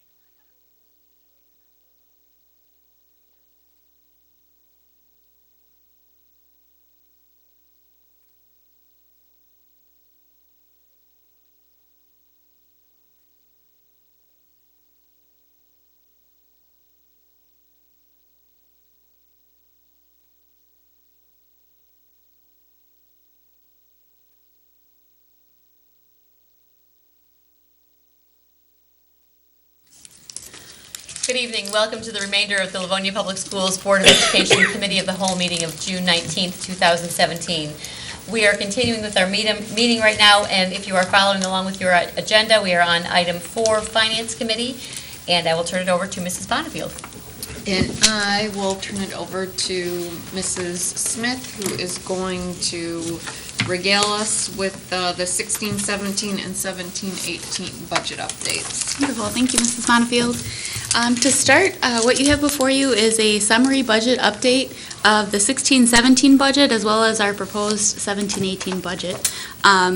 The final amended budget has just changed slightly in total from the last update that we saw on May 22nd. The revenues are higher than what I expected, but so are the expenditures. So the net effect is $100,000 increase in the fund balance to end our school year with. So that ending fund balance of just under $14 million is what we'll use to start off our beginning fund balance for the 17-18 school year. Few changes to the proposed budget of note since we last met. At the time we last met, I had taken an average of all three of the proposals from the House, Senate, and the Governor, and we now have a better feel for what the increase will be. So I've adjusted the budget for a $60 per pupil increase in foundation allowance. So you'll see the revenues are higher than last time we met. You'll also notice that the expenditures are higher than we last met. I'm happy to report, as we discussed earlier, we have tentative agreements with all 6 of our groups, so the expenditures have been updated accordingly to take that into account. So with all that said, I am expecting our ending fund balance for 17-18 to be just over $14 million, or about 9.5%. So wonderful, wonderful news. The following packets behind that go into more detail. The first being the final amended general fund budget. If you flip to the first page is table of contents, and then our resolution for the revenues for the final amendment. Not much change here. The state revenue is a little higher than during our last budget amendment. So with that, a little bit higher revenue, and with the fund balance we had to start the year, for this year we had a total available amount to appropriate of just over $157 million. And if we turn the page, the next page shows the general fund expenditures, and the column has been added for the final budget amendment. These numbers have decreased, but not significantly from the update that we had on 5/22, but you can see from the February amendment, expenditures are down about $1.9 million. So in February, when we did the budget amendment, we still held placeholders for some of our staffing positions, not knowing if we'd be able to fill those. So now we know that those will go unfilled for this for the remainder of this year. And I'll just kind of breeze through this, but please feel free to stop me if you have any questions. On the next page, you'll find the funded projects fund. Again, not much of a change from our second budget amendment. And a note, as we discussed during the last amendment, that the funded projects are reported with the general fund when we report the expenditures to the state every year. But the district has chosen, just for additional tracking purposes, to keep this in a separate fund. So that's why it's on a separate page for you. But again, those get reported up with the general fund at the end of the year. On our next page is the athletic fund. These two are considered part of the general fund in the state size, but Livonia, we have decided to keep these in a separate fund, again, for tracking purposes. Slight changes in here for the final amendment. We've adjusted due to actual staffing levels. So that's adjusted the expenditures down, as well as the revenues down. We were able to adjust the general fund transfer due to the lower amount for the staffing costs. Next is our food service fund. A decrease to our expenditures is the one item of note on here. As Ms. Hennessy and Mr. Francis went over, the Churchill service line project, we were hoping to complete that this school year, but that's not going to happen this school year. But we are hopeful that it'll be completed in in 17-18. So for this final amendment, I've taken that out of the expenditure line. Our next page is the special education fund.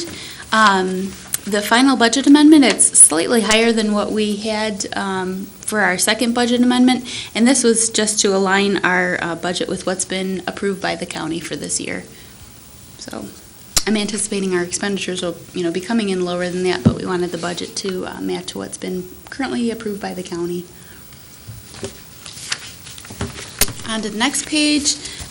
We are maintaining 3 separate funds, but they're all considered debt retirement funds. So this is where we record the tax revenue and interest income that we receive, as well as the payments for the long-term debt that the district currently has. Currently, we've got the 2013 bond Series 1 and Series 2, as well as the 2014 refunding bond. On our next page is our capital projects fund. Currently, we've got 3 in addition to our 2013 bond, which we'll see on the following page. We have our sinking fund, the technology fund, and the capital projects fund. The one item I'd like to point out on this page is the change to the capital projects fund, the last on the bottom. You'll see that we've included a transfer from the general fund of $500,000. And what that is, the scope of work that we were looking to complete at Garfield for the Skills Center program exceeded the amount available through the bond, so we had discussions about using some of the fund balance from the center program to help offset some of those costs. And so what we've done is included a transfer to the general fund from the center program, and then the center from the general fund over to this capital project. So this money will be used during the 17-18 school year for the construction over at Garfield.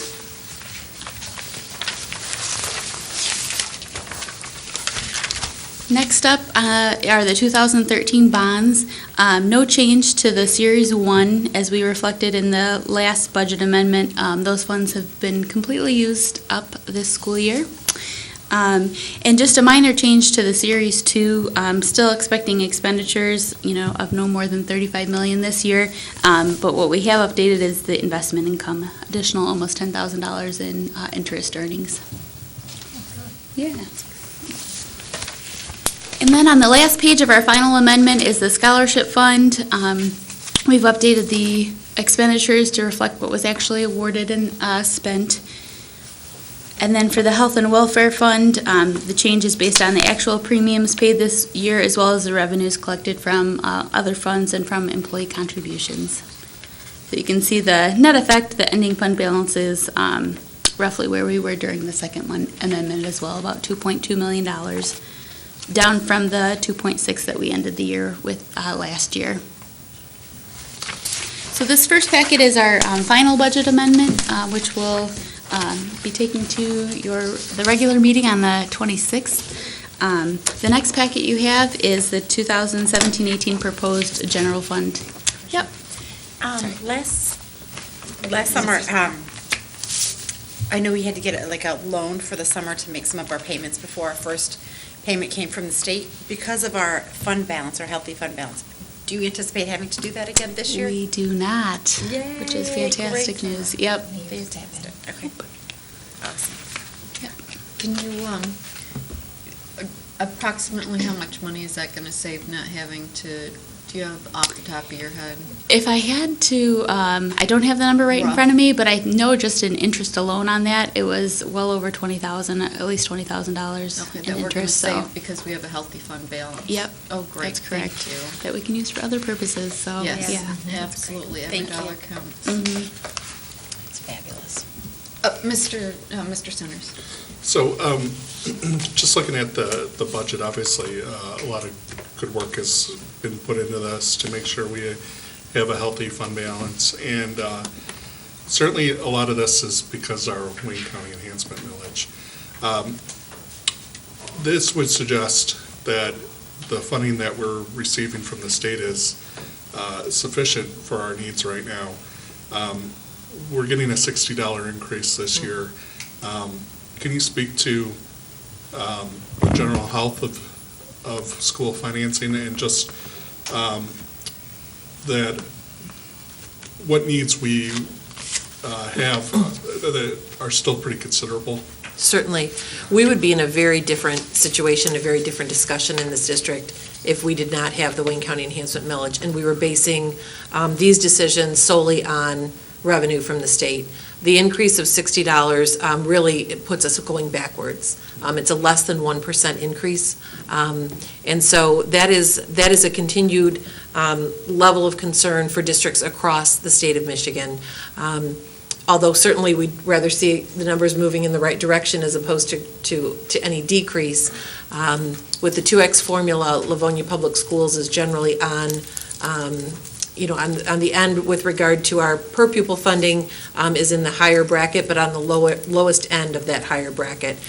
So where districts will receive either $60 or $120 if the budget is passed as currently appropriated, we would receive the $60 increase. And again, that's less than 1%. We know certainly just the cost of living increases to run the school district far exceed that. So we would really be looking at a very different fund balance situation, as well as all of the conversations that we've had with regard to the additional supports for students and our ability to even move forward in completing all of our contractual obligations would look very, very different if, one, we were waiting upon simply the per pupil allocation from the state, but also if we did not have the support of the voters across Wayne County for the Wayne County Enhancement Millage. So the need, and I know Mrs. Bonifield has brought this up, as has many board members, this does not belie the need for continued advocacy in the strongest way for the state to adequately fund our schools. Thank you. Any other questions? Okay. Just to continue on that, Mrs. Oquist, just because we are getting to a point where we have we're in a better position with our fund balance does not mean that we have been made whole with the school district and that we still have a lot of needs out there. Can you speak to that a little bit? If we're increasing our fund balance, it's because there's potential pitfalls out there that we can run into. We need to have a healthy district, but that in no way reflects the fact that we have everything that we need in the district. Certainly. So we've certainly shared with the board, and just in the past month or so, the direct support to students cuts that have been made over the past 8 to 10 years, over $20 million in cuts. And so certainly as we begin to inch our way back with reinstating some of that support, it again is at probably about a 10 to 15% level. As you know, we've talked about the needs of instructional resources such as textbooks. So we're able to begin to chip away at that and add to the current budget, which has been cut considerably over the years. But the need far exceeds what we have budgeted. I look at things like class size and staffing. As those requests continue to come in to perhaps lower class size or create additional sections of a class, we certainly feel good about the fact we've been able to maintain and lower while feasible, which was part of our commitment with the Wayne County Enhancement Millage. If we did not have that, again, that would be another area of significant need that really directly impacts our students. So whether we're talking about instructional resources, programs and opportunities for students, which was another high priority for our community, was maintaining those options. We know that the current funding as is, if we took away that Wayne County Enhancement Millage, our situation and our conversations would look very different at this point of the year. Does that answer your question? Yep. Okay. Anybody else? Okay, continue, please. Thank you. On to our proposed budget packet. And on the first page here is our resolution for the general fund revenues. Couple items of note. These include the changes to revenue due to sale of properties that we're hoping will close in 17-18. Also a decrease in one-time revenue. This year we had received money from RISA for special ed transportation costs, so we've had to back that out of next year's budget. Hopefully, maybe something will change and we'll get that again, but as of now, that was just a one-time revenue. These revenues also include enrollment changes, as well as the updated projected fund balance for June 30th, 2017. So with all that in consideration, the total available to appropriate is $162 million, just over $162 million. On the next page is our general fund expenditures. And you'll see a variety of changes across each one of the different function areas. We've adjusted the budgets for the Wayne County Enhancement Millage initiatives, as well as the increased health insurance costs, increased retirement rate costs, our contract negotiations, additional textbook purchases for 17-18, as well as some cost savings due to retirements.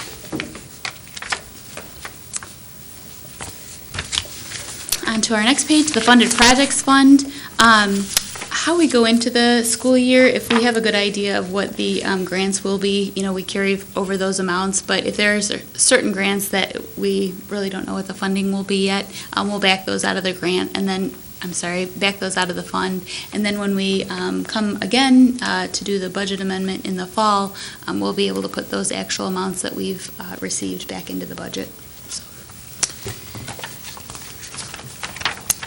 Next page, our athletic fund. We're bumping up the coaches and the contracted services, again, just a little bit to be conservative, not knowing, exactly what we'll be running next year, but just a slight change to that. For the food service fund, we've again increased the expenditures for the various improvements we're hoping will take place, including the new service line at Churchill. The next page is our special education fund. We've submitted a budget to the county, and that's been approved. So the numbers you see before you are what's been currently approved by Wayne Risa. On our next sheet is updated debt retirement funds. So based on what payments we know will be coming due during the 17-18 school year, we've updated the expenditures as well as the revenues. During our time together next week, we'll be holding a public hearing to go over the proposed budget as well as our tax request. So every year we take a look at what the property tax values are and the millages that are currently being levied, and then we adjust those accordingly.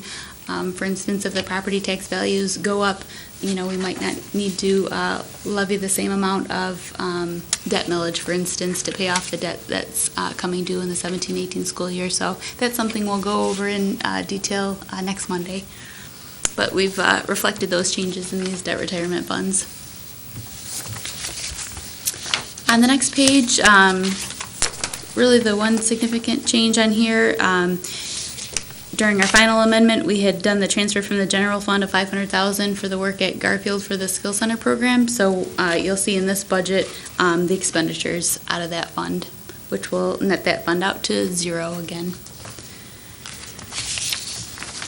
And then on our last page is the Series 2 bond, updating that with what our new fund balance will be, and then with the expected expenditures from the bond next year. Not much change to the scholarship fund. You'll see on the health and welfare fund an increase to the expenditures due to the premium increases, and you'll also see an increase to the revenues from other funds. So as we charge out those increased premiums, we'll get an increase in revenue from those funds. So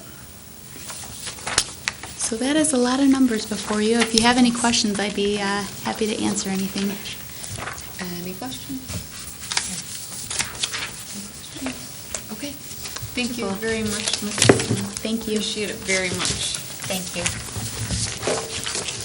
Oh, you know what? I'm sorry, I do have a question. President Burton. The enrollment change, this is actually probably more for Mrs. Oquist. Do we know where our enrollment, our kindergarten enrollment, for example, where that stands as of today? We do. So our kindergarten enrollment is within about 20 from last year. We'll continue to see those numbers come in over the course of the summer. We've made our last collection of data to date, but we're running pretty neck and neck with last year. Okay. Our overall enrollment, we anticipate that we will still have a slight enrollment decline next year. Some of that is mitigated by our school of choice enrollment in our ACAT and other magnet programs, and then a greater increase than anticipated in the NEJI Euro program. So overall, we still do anticipate, in the neighborhood of about a 70 to 75 student decline.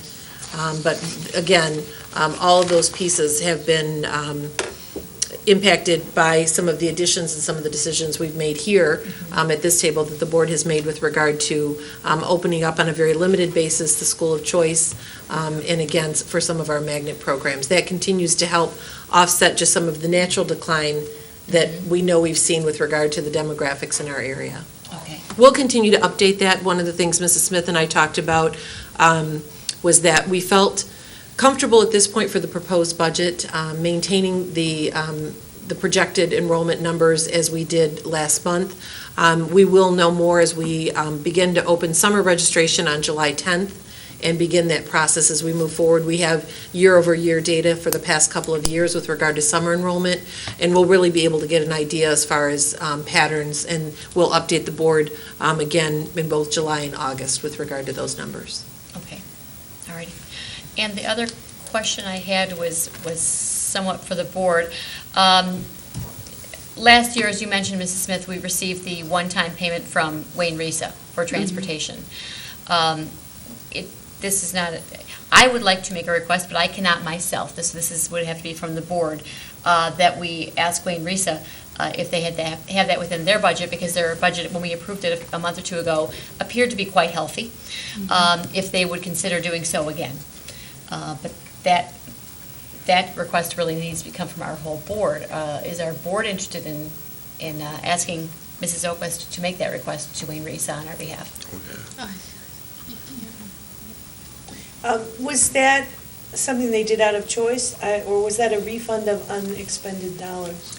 That, correct me if I'm wrong, they had a healthier than anticipated budget, and that was a way to give back and support all of the districts in which, that they serve. That was a conscious decision to do that in that manner. Yes, that was a recommendation. Right, it would be a year-by-year basis, so it wasn't built into their budget this year.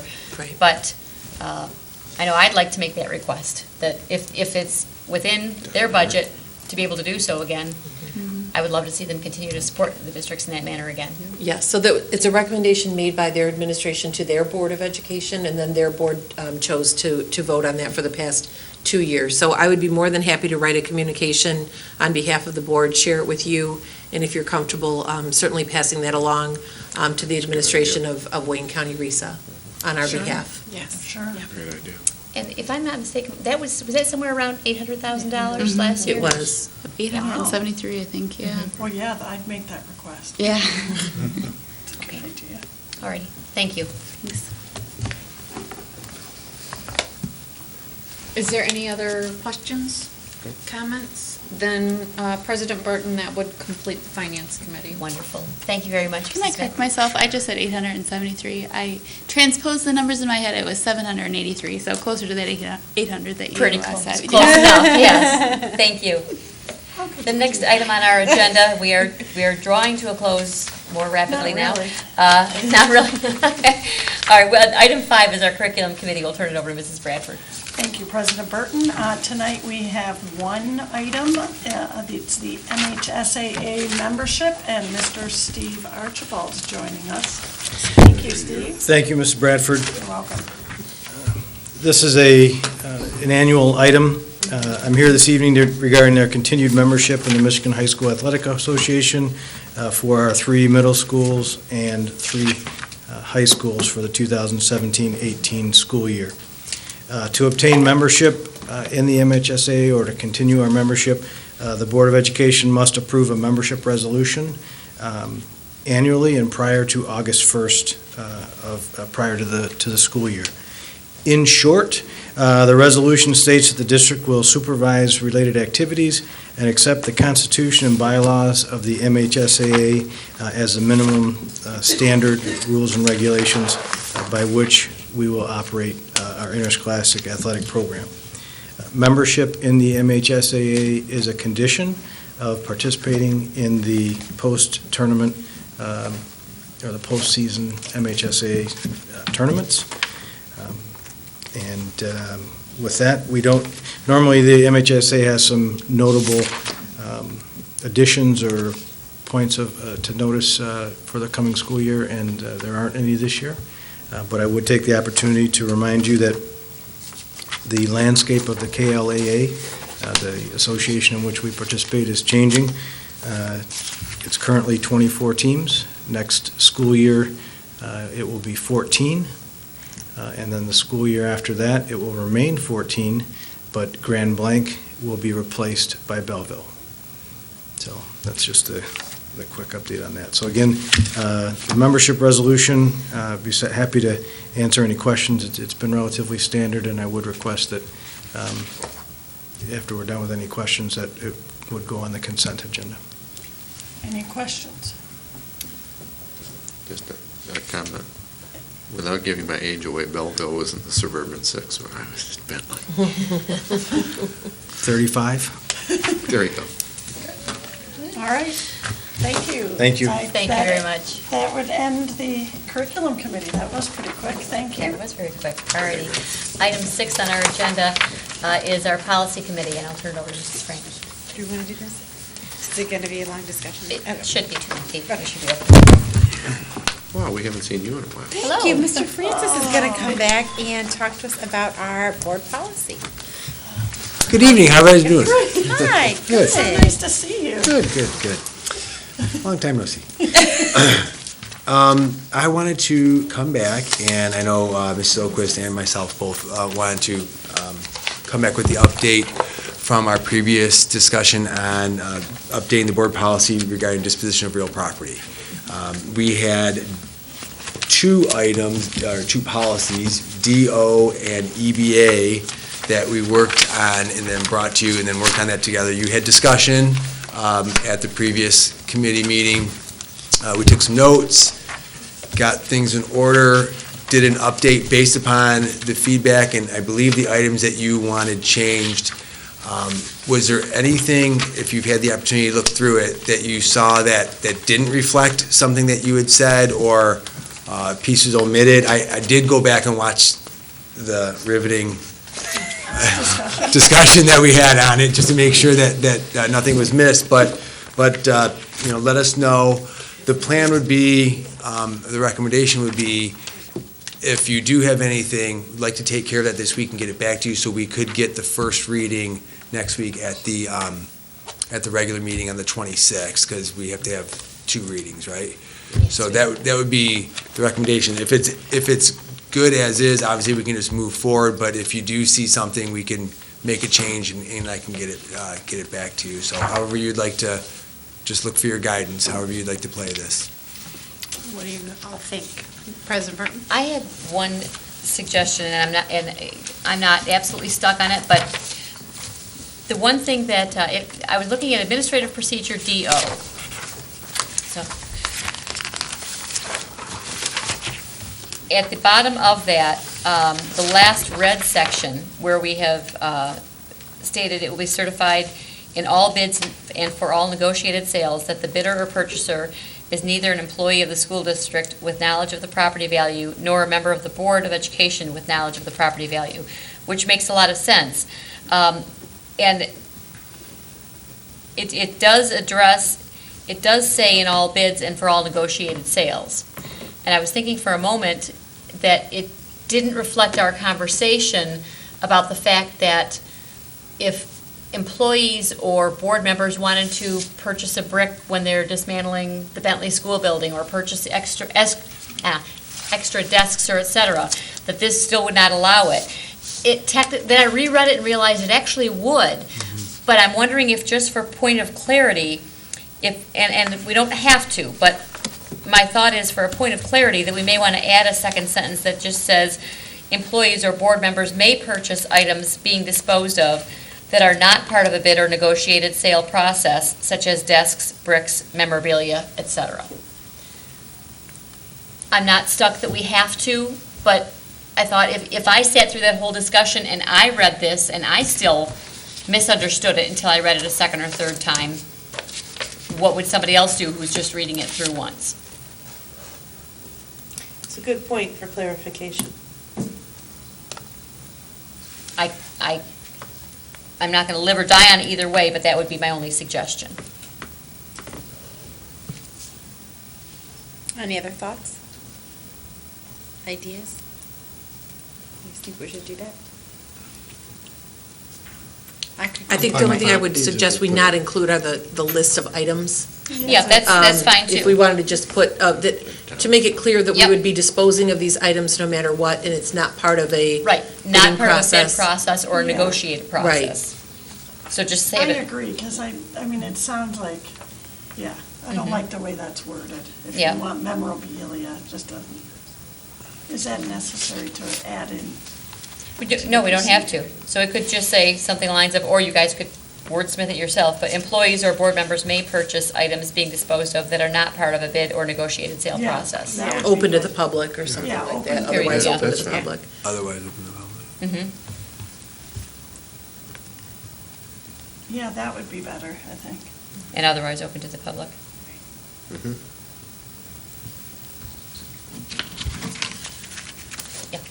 Anything else? Anything else?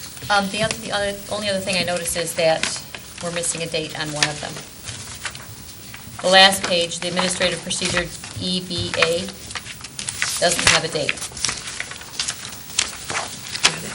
Thank you. Neither does its board policy. Well, it's crossed out, right? Yeah, this should stay But it's- crossed out until yeah, we if it's crossed out, revise we'll it, put the new one and in. then we'll put the Alright, new yeah, one I just in. didn't even have one.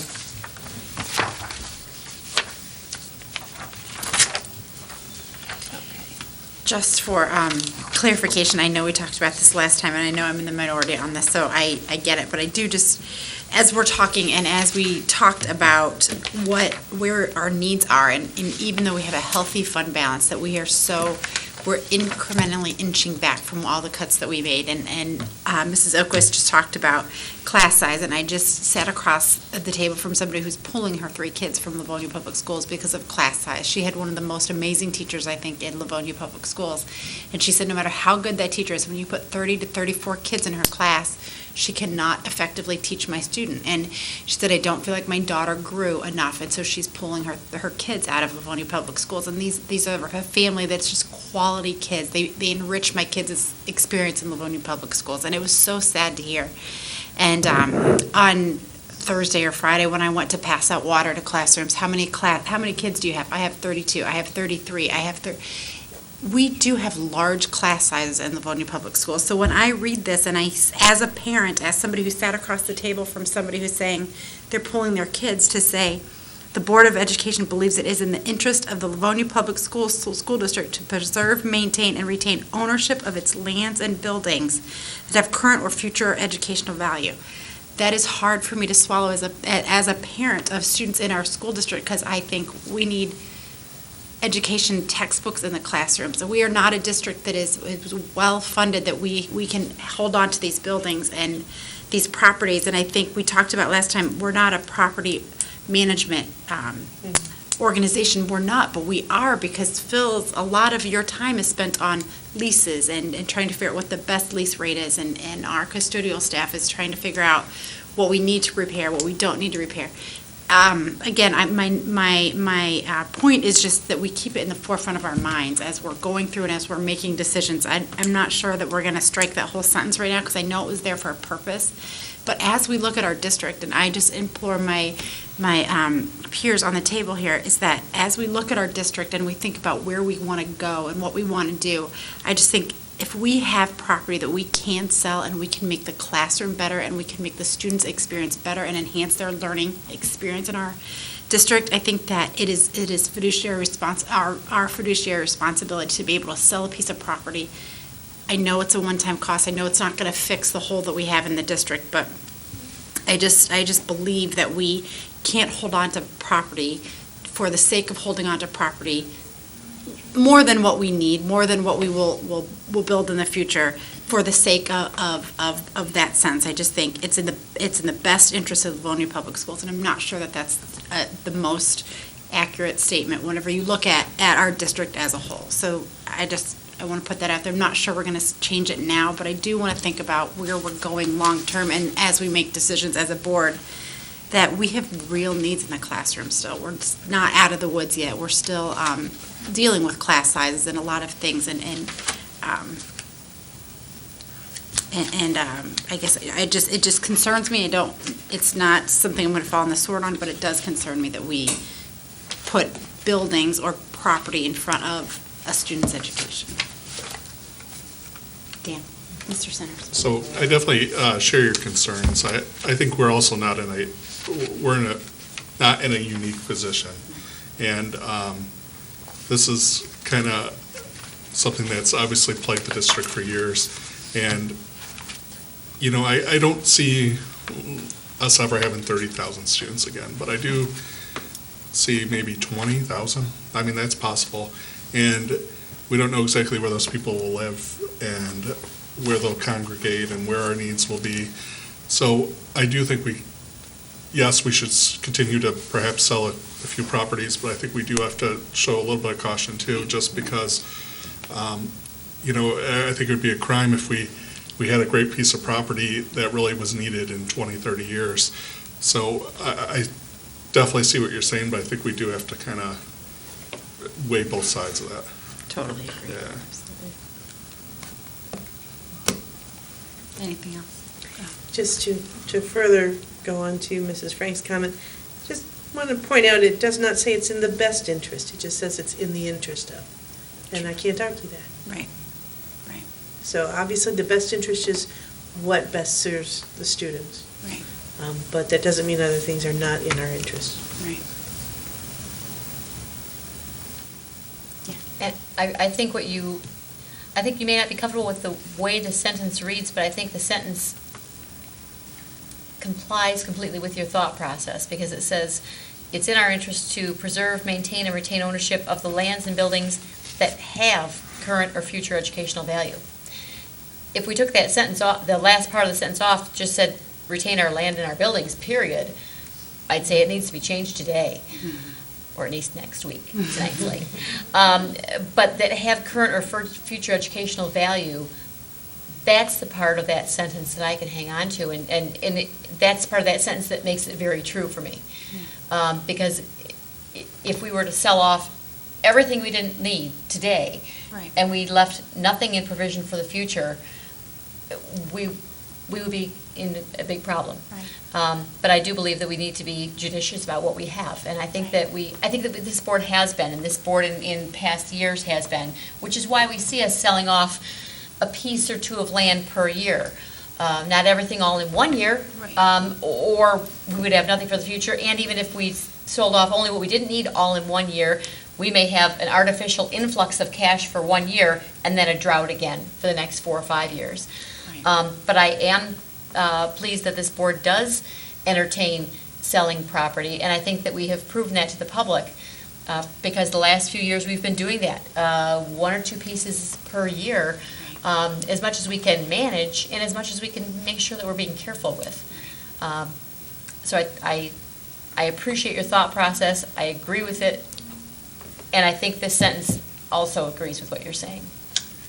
But if you're not comfortable with the wording on it, it's something we can definitely look at. No, and I am also not saying sell everything. I absolutely do not think that is responsible or, but I want us to have a fresh perspective on it and not just to keep it for keeping's sake. I guess that's where I read it, that it's in, and you're right, Mrs. Jarvis, that it doesn't say it's in the best interest. And so I guess that's a great way to look at it, is that just take a fresh look at it, and I think that that's the thing, not to sell off everything, because we are going to need property, but we do have a lot of property, too, that we're not utilizing.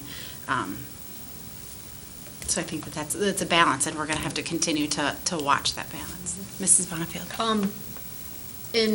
From my background, for me, I agree with selling off property that we don't need. There's no reason to keep it around, and it can be used for other things, and possibly we're going to build homes to bring kids in. But I really struggle with the influx of one-time cash that we get, because I think the costs that we're trying to fix are long-term costs. Right. And we only have a small amount, in the grand scheme of thing, only a small amount of one-time revenue items, and we're working through those, and with the way things are going, there's no end in sight. So anything that we do, that's a one-time revenue, and I think President Burton, you know, said it's, but you said it's not imaginary influx of cash, but, you know. Artificial influx of cash. And that it sort of skews things. But, you know, to reduce class sizes, we have to hire teachers, which are long-term legacy costs, and selling a piece of property, unfortunately, will not fix that problem. But I do agree that there are certain pieces of property that just are not usable for us now or in the future, and that they will be sold, but that I'm very much in favor, because of the landlocked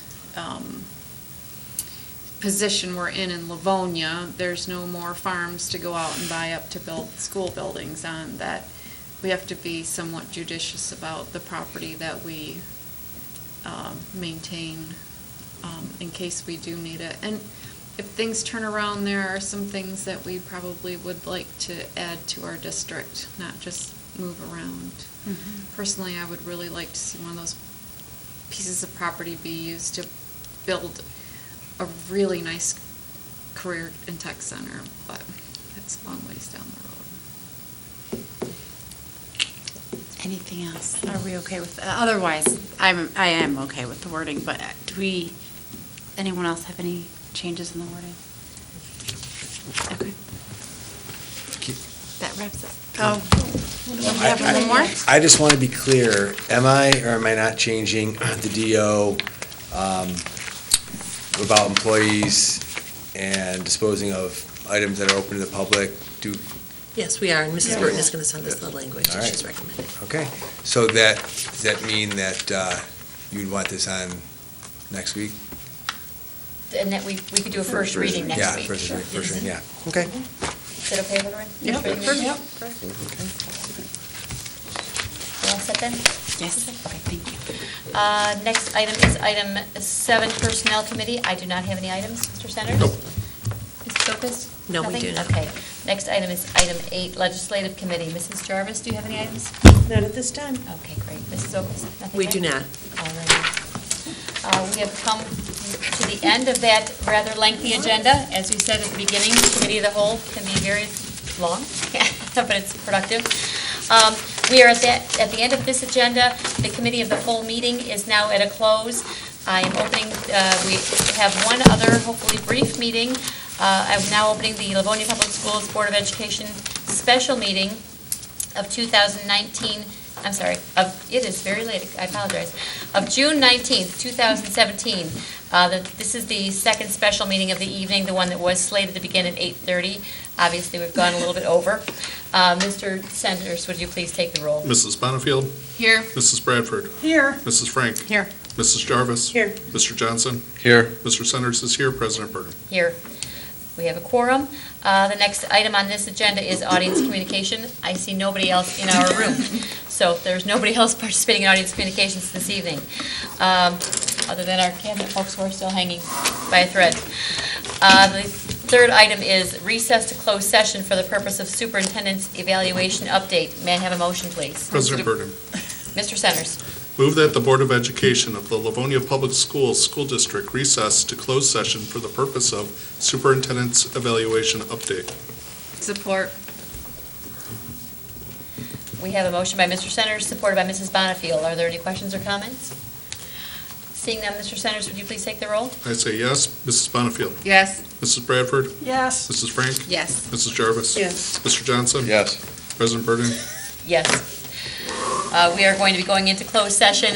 We will not be coming back out on camera, seeing as this is the last item on this agenda for the evening. For those of you who have hung in with us, thank you very much. Have a wonderful evening. We are now going into closed session.